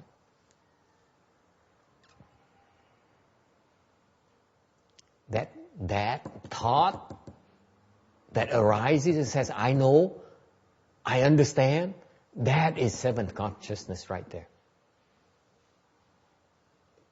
It's a secret. And no one dares tell you. Especially the academians. Cái đây là cái bí mật mấy thầy giáo không dám giảng quý vị, nói quý vị. Nhất là mấy thầy đó. Okay. Tôi giảng mà quý vị sanh cái tâm đó là tôi hiểu. Cái đó là thằng ngã nó nhảy lên đó. Không có gì để mà hiểu hết đó. Mới gọi là hiểu. Còn hiểu mà biết mình hiểu là thằng ngã nó đang tác quái. Làm gì được không? Không được đâu. Làm được không? Làm được không? Anyway, có ai làm được không? Nghe thầy nói, ông thầy nó giảng hay quá, tôi hiểu cái ý ông thầy. Có ai không làm như vậy không?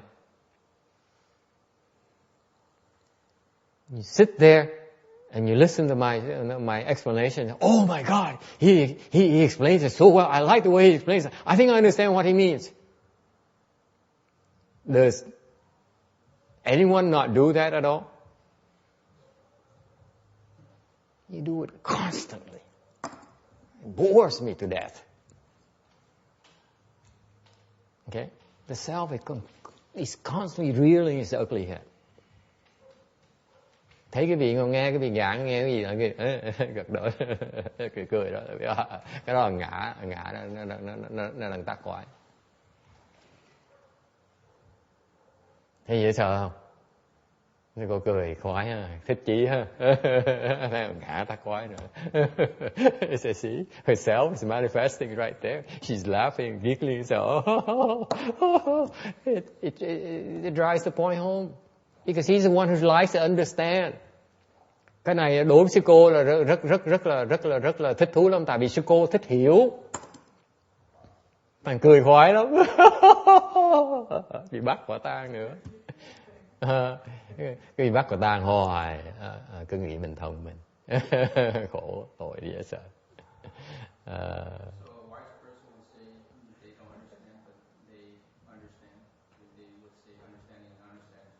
It's nothing to understand. It's nothing to understand. Yeah. The understanding is you have it already. See, when you say, I understand. Khi cái vị tông kia nói, tôi đang hiểu. Chưa biết chuyện xảy ra. You know what it really means? Biết chuyện xảy ra không? Tôi đạt cái chuyện mới. I got something new today. I got my toy today. Thằng ngã cho ai nữa? Thằng ngã nó chụp. Nó nói, tôi được cái đồ chơi mới. Tôi thích, tôi hiểu được thêm. Tôi thông minh được thêm. Đó thằng ngã. Thấy không? Thấy nó nhạy dễ sợ không? Quý vị đâu có biết đó là ngã đâu. Quý vị nghĩ, tôi đi tới, tôi lái xe tới đây, tôi bỏ thiều, tôi ngồi đây, tôi chịu nóng, rồi tôi nhìn đói, tôi chịu lạnh, rồi tôi đau chân này nọ, tôi mỏi lưng này nọ. Để gì?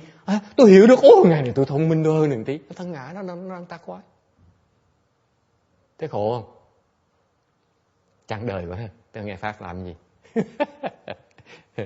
So I said, you see, that's exactly what happens. You spend the time to get here, to drive here, spend gas money, spend your time, sit there, and the leg hurts, and you need to shift a little bit, and the back hurts, rub a little bit, okay, and you need to go to the bathroom, and then that kind of thing, and all the trouble you go through that, and you listen to the lecture and say, wow, I understand something new today. My time is well spent. That's the self right there, because it grabs. It says, I got something. I obtained something. I gained some advantage today. That's the self. It's still active. Ngã nó còn hoạt động. Đúng không? Ngã thích thú lắm. Hay quá. He lectures so well. Please.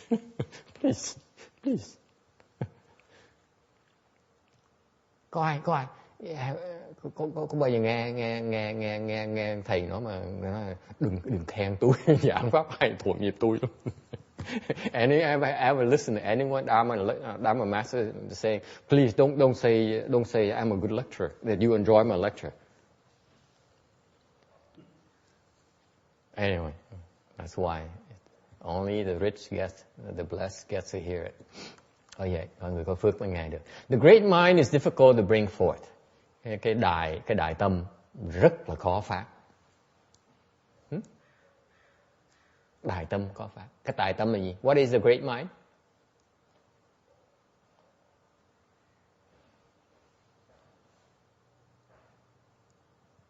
Đại tâm là gì? Ngọc, đại tâm là gì? Đại tâm không biết. Okay, tiểu tâm là gì? She doesn't know what the great mind is. So I asked, what's small mind? Isn't the great mind a result of Bodhi? Yeah. Đại tâm là tâm muốn thành Phật. Có một đại tâm thôi, tâm thành Phật, muốn làm Phật thôi.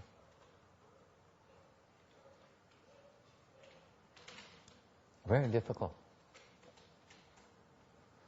You may ask yourself, what's difficult about it? I've been hearing about, bringing forth a mind of body. Quý vị có thể không đồng ý. Tôi nói, trời đất ơi, tôi tới với thầy mấy tháng rồi, thầy nói toàn chuyện thành Phật, thành Bồ Tát, thành A-la-hán, thành đạo này nọ. Tôi có gì đâu khó khăn. Cái đại tâm đối với tôi, thầy nói mỗi ngày, mỗi tuần khi nào nghe thầy nói chuyện đó hết. Nhất tháng lần. You could say at least once a month you mention about Bodhi, and you mention about Buddhahood, and you mention about Bodhisattva, Mahayana, that kind of thing. It's kind of nothing to do about it. So what's so difficult about it? Nó khó chỗ nào? Huh? What's so difficult about it? Khó chỗ nào?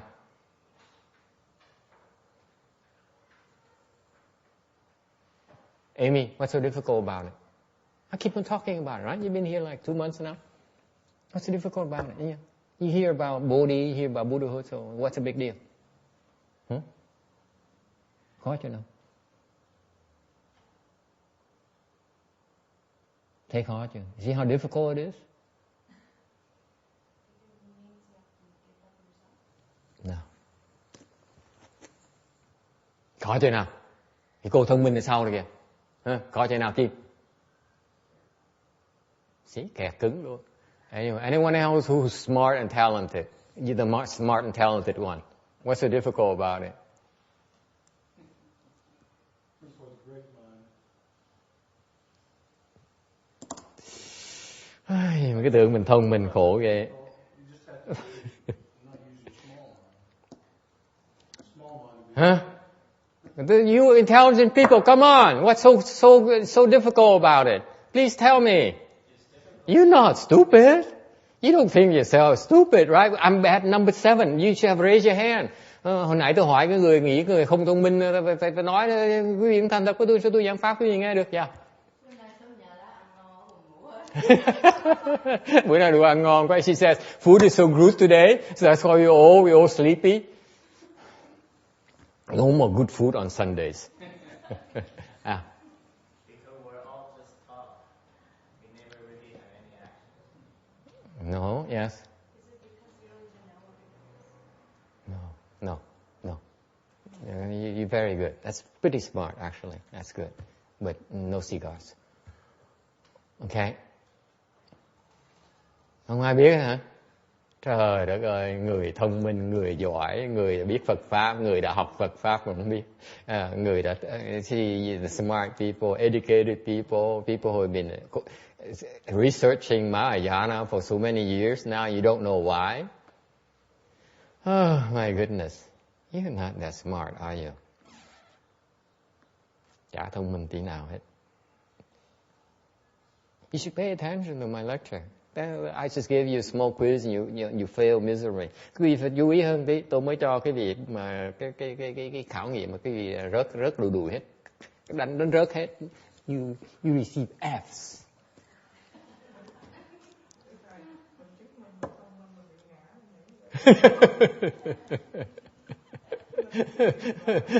Đánh rớt hết, đánh rớt đùi.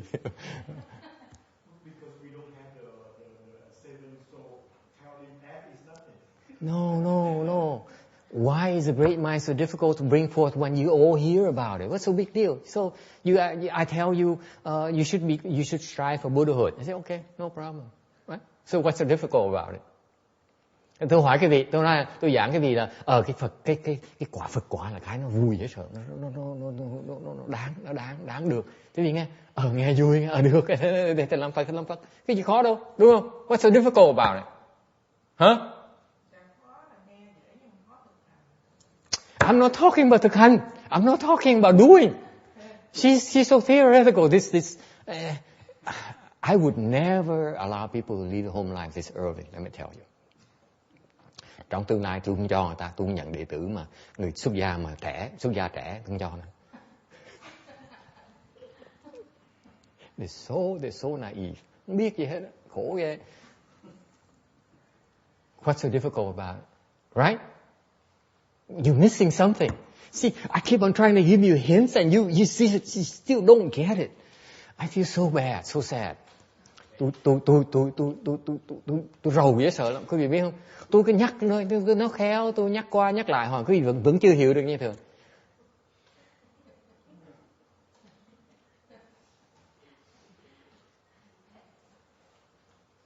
It's not you.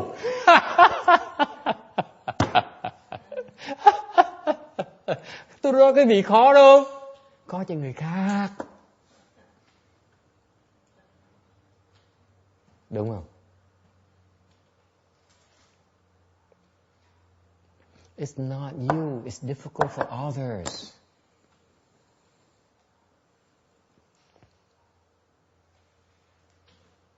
Ask Bill Gates, does he want to be a Buddha? Hỏi cái ông trọc phú đó, ông muốn làm Phật không? Không. Right? The proportion of people who can bring forth the great mind versus the proportion of people who cannot bring forth the great mind is so small. It's no comparison. You are the blessed one. It's the others who are poor. It's those that we're referring to. Got it? Hiểu không? Là tôi đâu nói quý vị đâu. Đối với quý vị nghe được Phật pháp, quý vị nghe được hiểu cái này, quý vị có tí trí huệ, thì thì làm Phật, thầy nói làm Phật rồi, có theo làm Phật ngày hôm nay thôi, ngày mai thì chuyện khác. Nhưng đối với quý vị đố khó, đối với những người khác mà không biết Phật pháp, đâu biết rằng có cái mà rất tuyệt vời gọi là Phật quả. Làm sao ta phát tâm làm Phật được? Đó là cái ý nghĩa của cái phần này đó. Ta không biết. Người ta biết ta đã phát tâm rồi. Vậy mà nghĩ không ra. Dốt.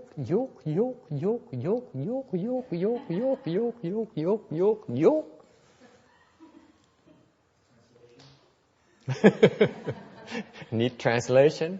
You need translation? Huh? Huh? Make sure you understand. Make sure they understand. Huh?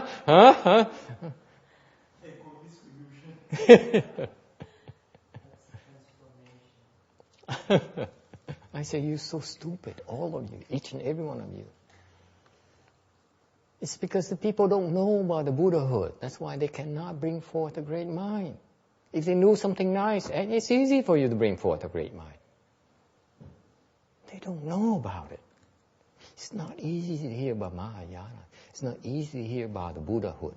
You know, when you talk to the Theravadins, even you talk to the Hinayana people, don't even bring forth a great mind. It's how difficult it is. Quý vị nghĩ chuyện chơi, những người nguyên thủy trong Phật Pháp đó nghe, người ta không có phát tâm Bồ Đề đâu, không có dễ đâu quý vị.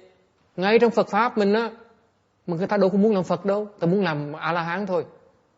Nó khó như vậy đó. Không phải là dễ đâu nghe. Đại phước đó mới nghe được. Tại sao đại phước? Tại nếu không trồng cái nhân này, không bao giờ quý vị đạt được cái quả đó hết. Why do I say it's a tremendous blessing? Because it allows you to plant that seed right now. Without the seed, you never get there. Ever. You need to plant the seed. Phải trồng cái nhân. Không trồng nhân không được. Thành người ta biết Phật Pháp, người ta không trồng cái nhân này nữa. Cứ nghĩ cho mày. Không dễ đâu. Okay?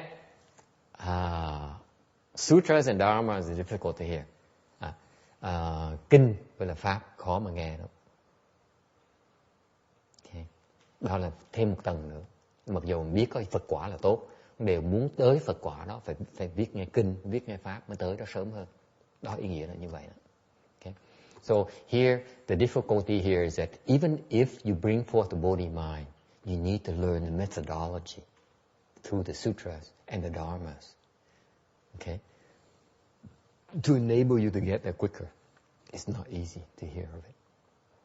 And finally, thus comes one that's difficult to meet. Và cuối cùng, đấng Như Lai rất là khó gặp. They only manifest occasionally. Lâu lâu Phật mới xuất thế một lần, thành khó gặp dễ sợ. Okay? Straightforward, right? Rõ ràng không?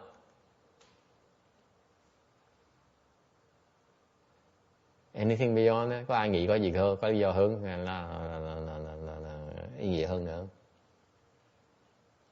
Nếu nói về thôi nói làm gì? If that's all, of course the Buddha is not here right now, so it's difficult to meet. But what does it really mean? Cái khó chỗ này này. The difficulty is here. Okay.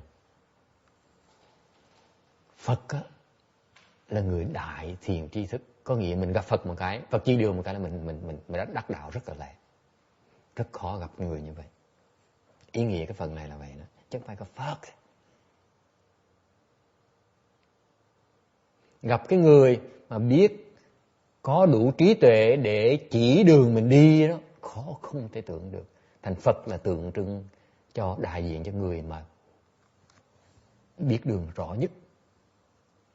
Gặp cái người đó khó dễ sợ lắm. Okay.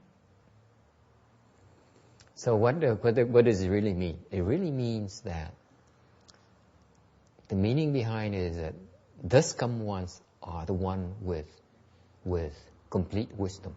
Therefore, he knows the way. So you meet that kind of person, he can lead you and help you progress to get to where you want a lot quicker.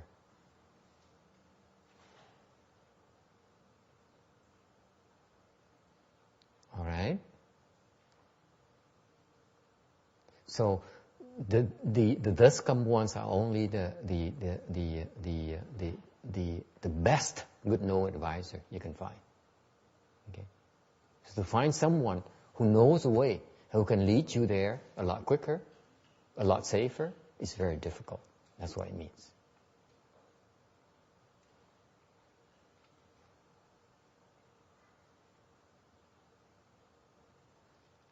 So you can generalize by saying that to meet a good known advisor, an accomplished good known advisor is extremely difficult. It's one of the most difficult things you can ever have in your cultivation.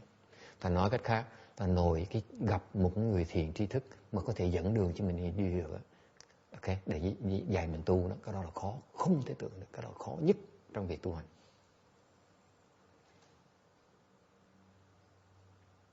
Yes. Is it more safer, find advisor that can help you quickly but safer?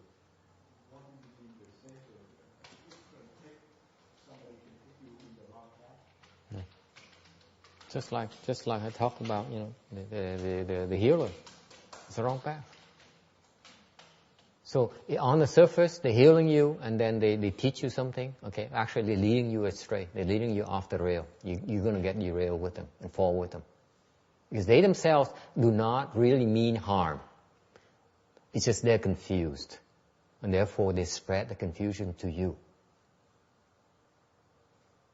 That's how we look at it. We don't say, you bad, therefore we, here, make my day. That kind of thing.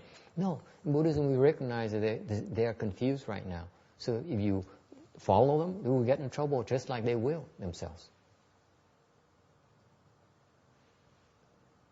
Okay.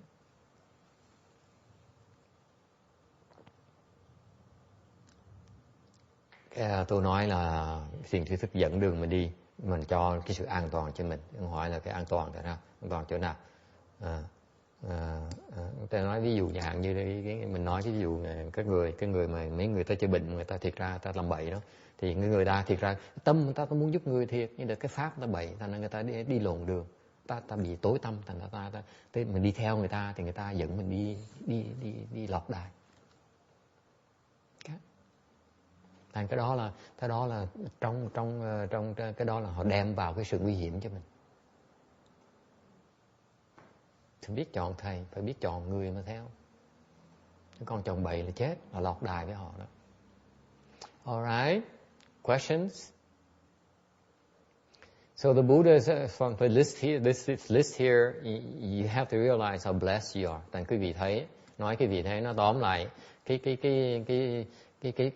tấm này cho quý vị thấy cái phước dễ sợ, cái phước quý vị lớn không thể tưởng được. See how blessed you are, all of you. I may consider you stupid. Có thể nghĩ quý vị dốt, nhưng đều quý vị có phước nhiều lắm. It's a fact. But actually, isn't stupid in Buddhism being wise? Not necessarily. Hỏi ngược lại, không phải trên Đại Thừa mà nói là ngu là có trí huệ, cái này chửi chặt. Tùy là người ngu chứ không phải ai cũng ngu là có trí huệ hết. Not everyone who's stupid is wise. Give me a break. Go have some ice cream. Đi ăn cà rem đi. Okay. Cái phước dễ sợ không? Không dễ đó. You take things for granted. Quý vị cứ tưởng là nó dễ dàng, cái gì nó dễ dàng thoải mái gì. Nhìn cái này nó khó không thể tưởng. Tới quý vị đã đạt được ngày hôm nay ấy, là phước đại phước. Đồng ý không chưa? Okay? And that's what it takes, folks. Tôi nhắc lại quý vị, cần cái đó đó. Phải lo làm phước đi, đừng có chơi. Phước hết rồi em ơi. I'm telling you, I'm reminding you. Pay attention to your blessings. If they run out, that's when you get in trouble. Okay?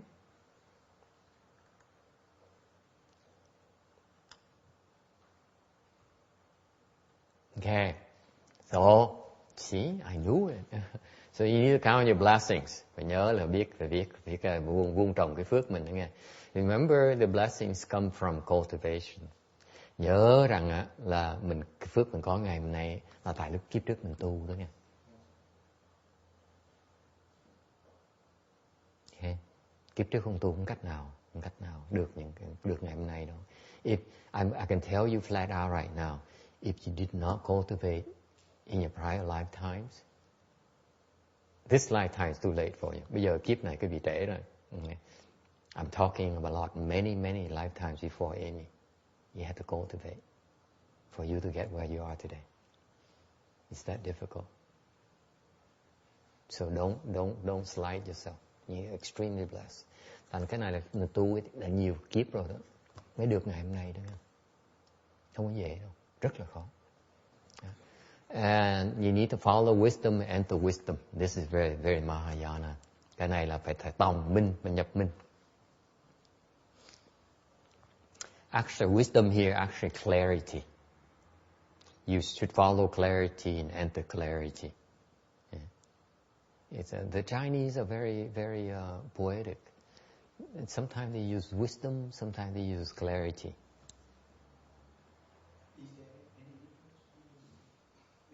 They refer to the same thing, but clarity sometimes is more poetic than wisdom, because people get tired of hearing wisdom.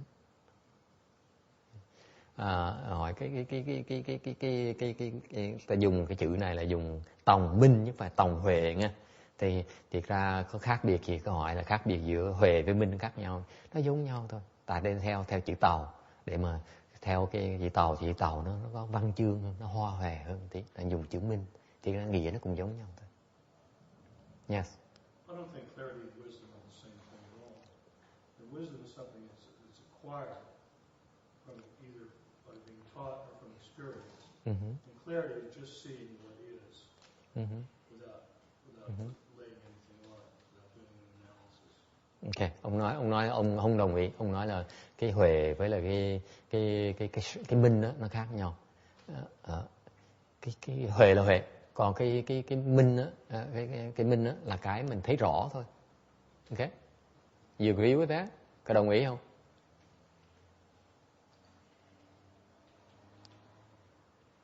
No, why not? That's a worldly definition. Cái đó theo thế gian pháp. Because I think when you're referring to the Buddha's wisdom and clarity, it goes back many lifetimes, so causes are much deeper. See, we only see what we know right here. So we only limit it to what our physical senses in this life body. It's more than that. This is why the Chinese is so subtle. This is why you need to learn Chinese or Vietnamese to appreciate the subtlety in the message. Cái này ông giảng là tại vì cái sáng suốt là mình sáng suốt, mình thấy hơn cái đời này luôn, thấy cái đời trước, thấy trong tương lai quá khứ luôn, nó gọi là sáng suốt, sáng. Cái minh là cái sáng, phải thấy cái đó. Tôi nói nó còn hơn như vậy. Cái này phải học chữ Tàu, học tiếng Việt, hiểu tiếng Việt, học Việt tiếng Tàu mới hiểu được cái ẩn ý của cái phần này. Đại thừa dễ sợ lắm. Mấy thầy, mấy cô dạy là đã Bồ Tát dạy là sâu sắc không thể tưởng được. Mà quý vị đọc cái này đâu có thấy được, đâu có hiểu nữa. The teaching is very profound. And you look at it and you say, follow wisdom, enter wisdom. Even the Chinese people, the Vietnamese people, nhà hàng mấy người Tàu đó, đọc chữ Tàu hiểu không? Sủng miệng, ru miệng. Ok? Hiểu chưa? Hả? Khá là thùng má. Mấy rồi. Thì mấy người mà hiểu tiếng Tàu với hiểu Phật pháp một tí, tiếng Tàu đọc này không hiểu đâu. I tell you that even the one who understands Chinese and Buddhism in Chinese, okay, more skilled in Buddhism than you, and Chinese Buddhism than you, Amy. Even they read this, they don't get it either. Ngay những người mà hiểu tiếng Tàu, hiểu tiếng Việt mà đọc cái này, mấy thầy mấy cô đọc cái này chưa chắc hiểu nữa.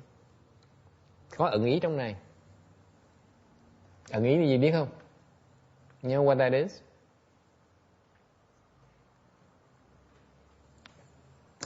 It's this right here. Đây này, ẩn ý ở đây này. Chữ này. Cái chữ này. It's right here. Sủng, ru. Chữ này, chữ tòng này, với chữ nhập. Ẩn ý đó. Dễ sợ hả? Tôi không chỉ ra cái đọc cái lớp có thôi, đâu có hiểu là cái đang dạy mình cái gì. If I didn't point it out to you, you probably gloss over and say, okay, let's move on to next more important things, more interesting things. You know what it means? Now that I gave you a clue, I gave you the clues already.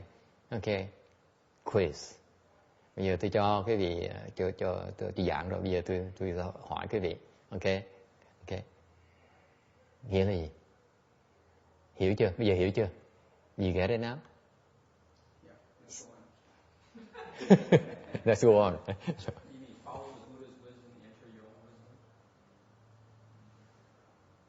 Something like that. You're close. The clue here is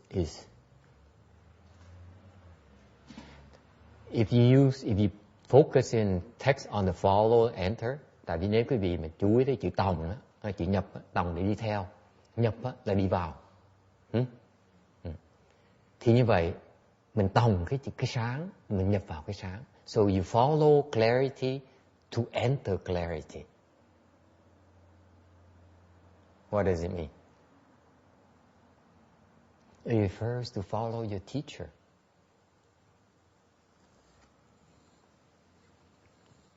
The Chinese, they have a saying, the teacher is, the Chinese for teacher is 明眼人, meaning clear-eyed advisor. Chữ Tàu có chữ gọi là, cái thiền sư Thích Minh Tàu gọi là minh nhãn nhân. Con người này mắt nó sáng dễ sợ lắm.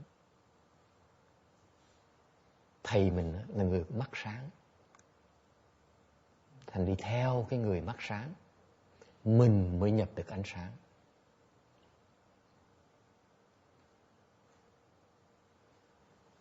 So you follow someone who has the clear vision before you can enter the clarity. Before your mind is also clear. Before your eyesight is also clear, before your vision is also clear, it's also unobstructed. See that? That's Chinese text. That's why it's so profound. much more profound than English, much deeper, because of the context, of the 明眼人, of the clear-eyed advisor context. Thành chữ Tàu, chữ Việt nó sâu xa như vậy. Còn chữ tiếng Anh dịch ra không được. Ok?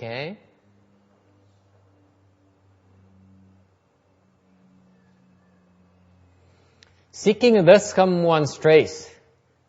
Mình đi truy cái tông tích của Phật. Why? Tại sao vậy? Đi tìm cái vết tích của Phật để làm gì? Does it mean going to India? Có nghĩa là mình về qua Ấn Độ hả?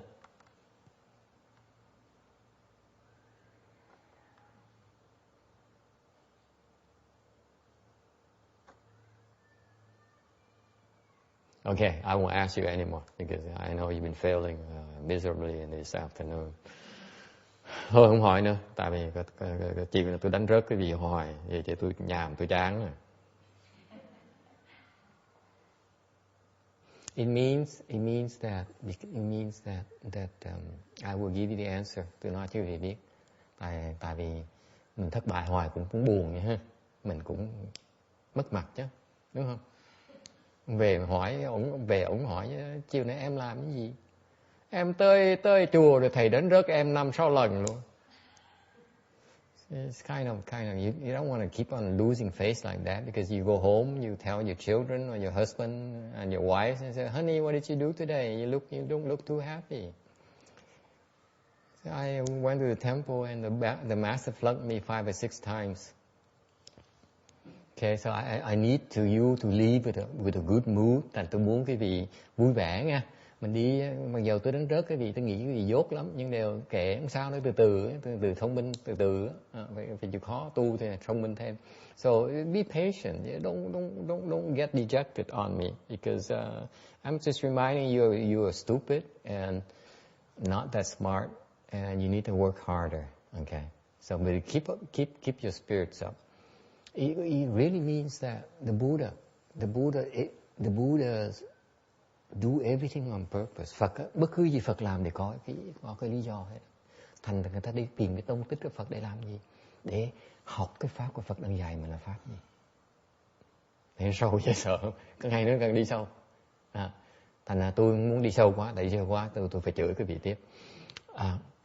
You see how profound it is? It says, because everything the Buddha does is for a reason, therefore we follow and trace what the Buddha did to kind of get at what he's trying to teach us.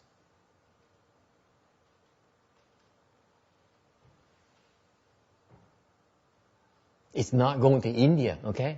And visit India and say, let me go and visit the sagely grounds. Đây không phải là mình phải đi lập tức về gọi điện thoại đi mua vé máy bay đi Ấn Độ để mà viếng những cái cảnh linh thiêng nha. Không phải đâu.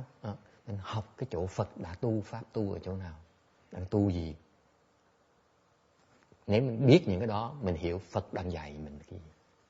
Because if you go back over what the Buddha did in his lifespan, he did it for the purpose of teaching us how to cultivate. Okay, sắp hết giờ rồi. Nói nhiều quá, mấy tôi cũng chán rồi. Chắc tôi đi ăn cà rem rồi. I'm getting bored because I'm boring or flunking people. It's no fun. Trust me, it's no fun in insulting people. Nói tới thì cái vị chửi cái vị chả vui gì đâu. Yeah, question.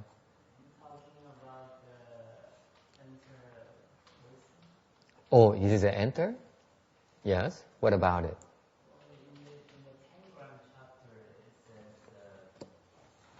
talking about the Bodhisattva. Yes. They dwell in the state of wisdom in which all Bodhisattvas dwell, and enter that place of wisdom which all thus common ones enter. Excellent. Okay. Now Vietnamese.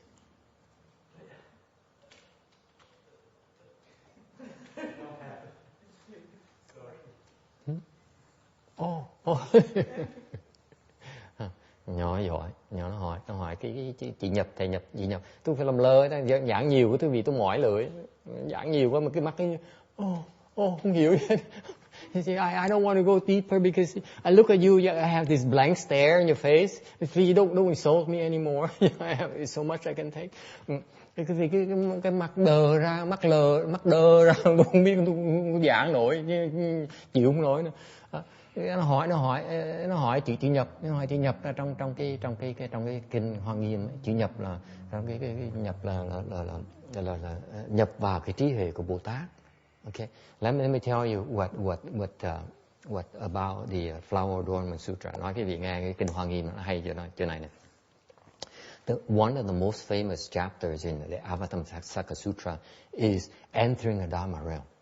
Cái kinh Hoa Nghiêm á, một vài phẩm nổi tiếng nhất á, mà rất thịnh hành nhất á, hay nhất á, kinh Hoa Nghiêm cái phẩm thâm nhập pháp giới, có chữ nhập ở trong đó. This the word entering right there should be a clue for you. Okay, how to enter the Dharma realm? Làm sao mình nhập vào được cái pháp giới? Nhập pháp giới làm gì? Nhập được cái trí huệ của Bồ Tát. You enter the Dharma realm to enter the Bodhisattva's wisdom. That's what it means. Got that? See, I didn't really realize I could explain the Avatamsaka Sutra. I thought it would be 10 more years before I explain it. Nói thiệt quý vị, tôi tính là khoảng 10 năm rồi tôi mới giảng kinh Hoa Nghiêm. Không ngờ bây giờ giảng trước một bữa. So what it means is that it's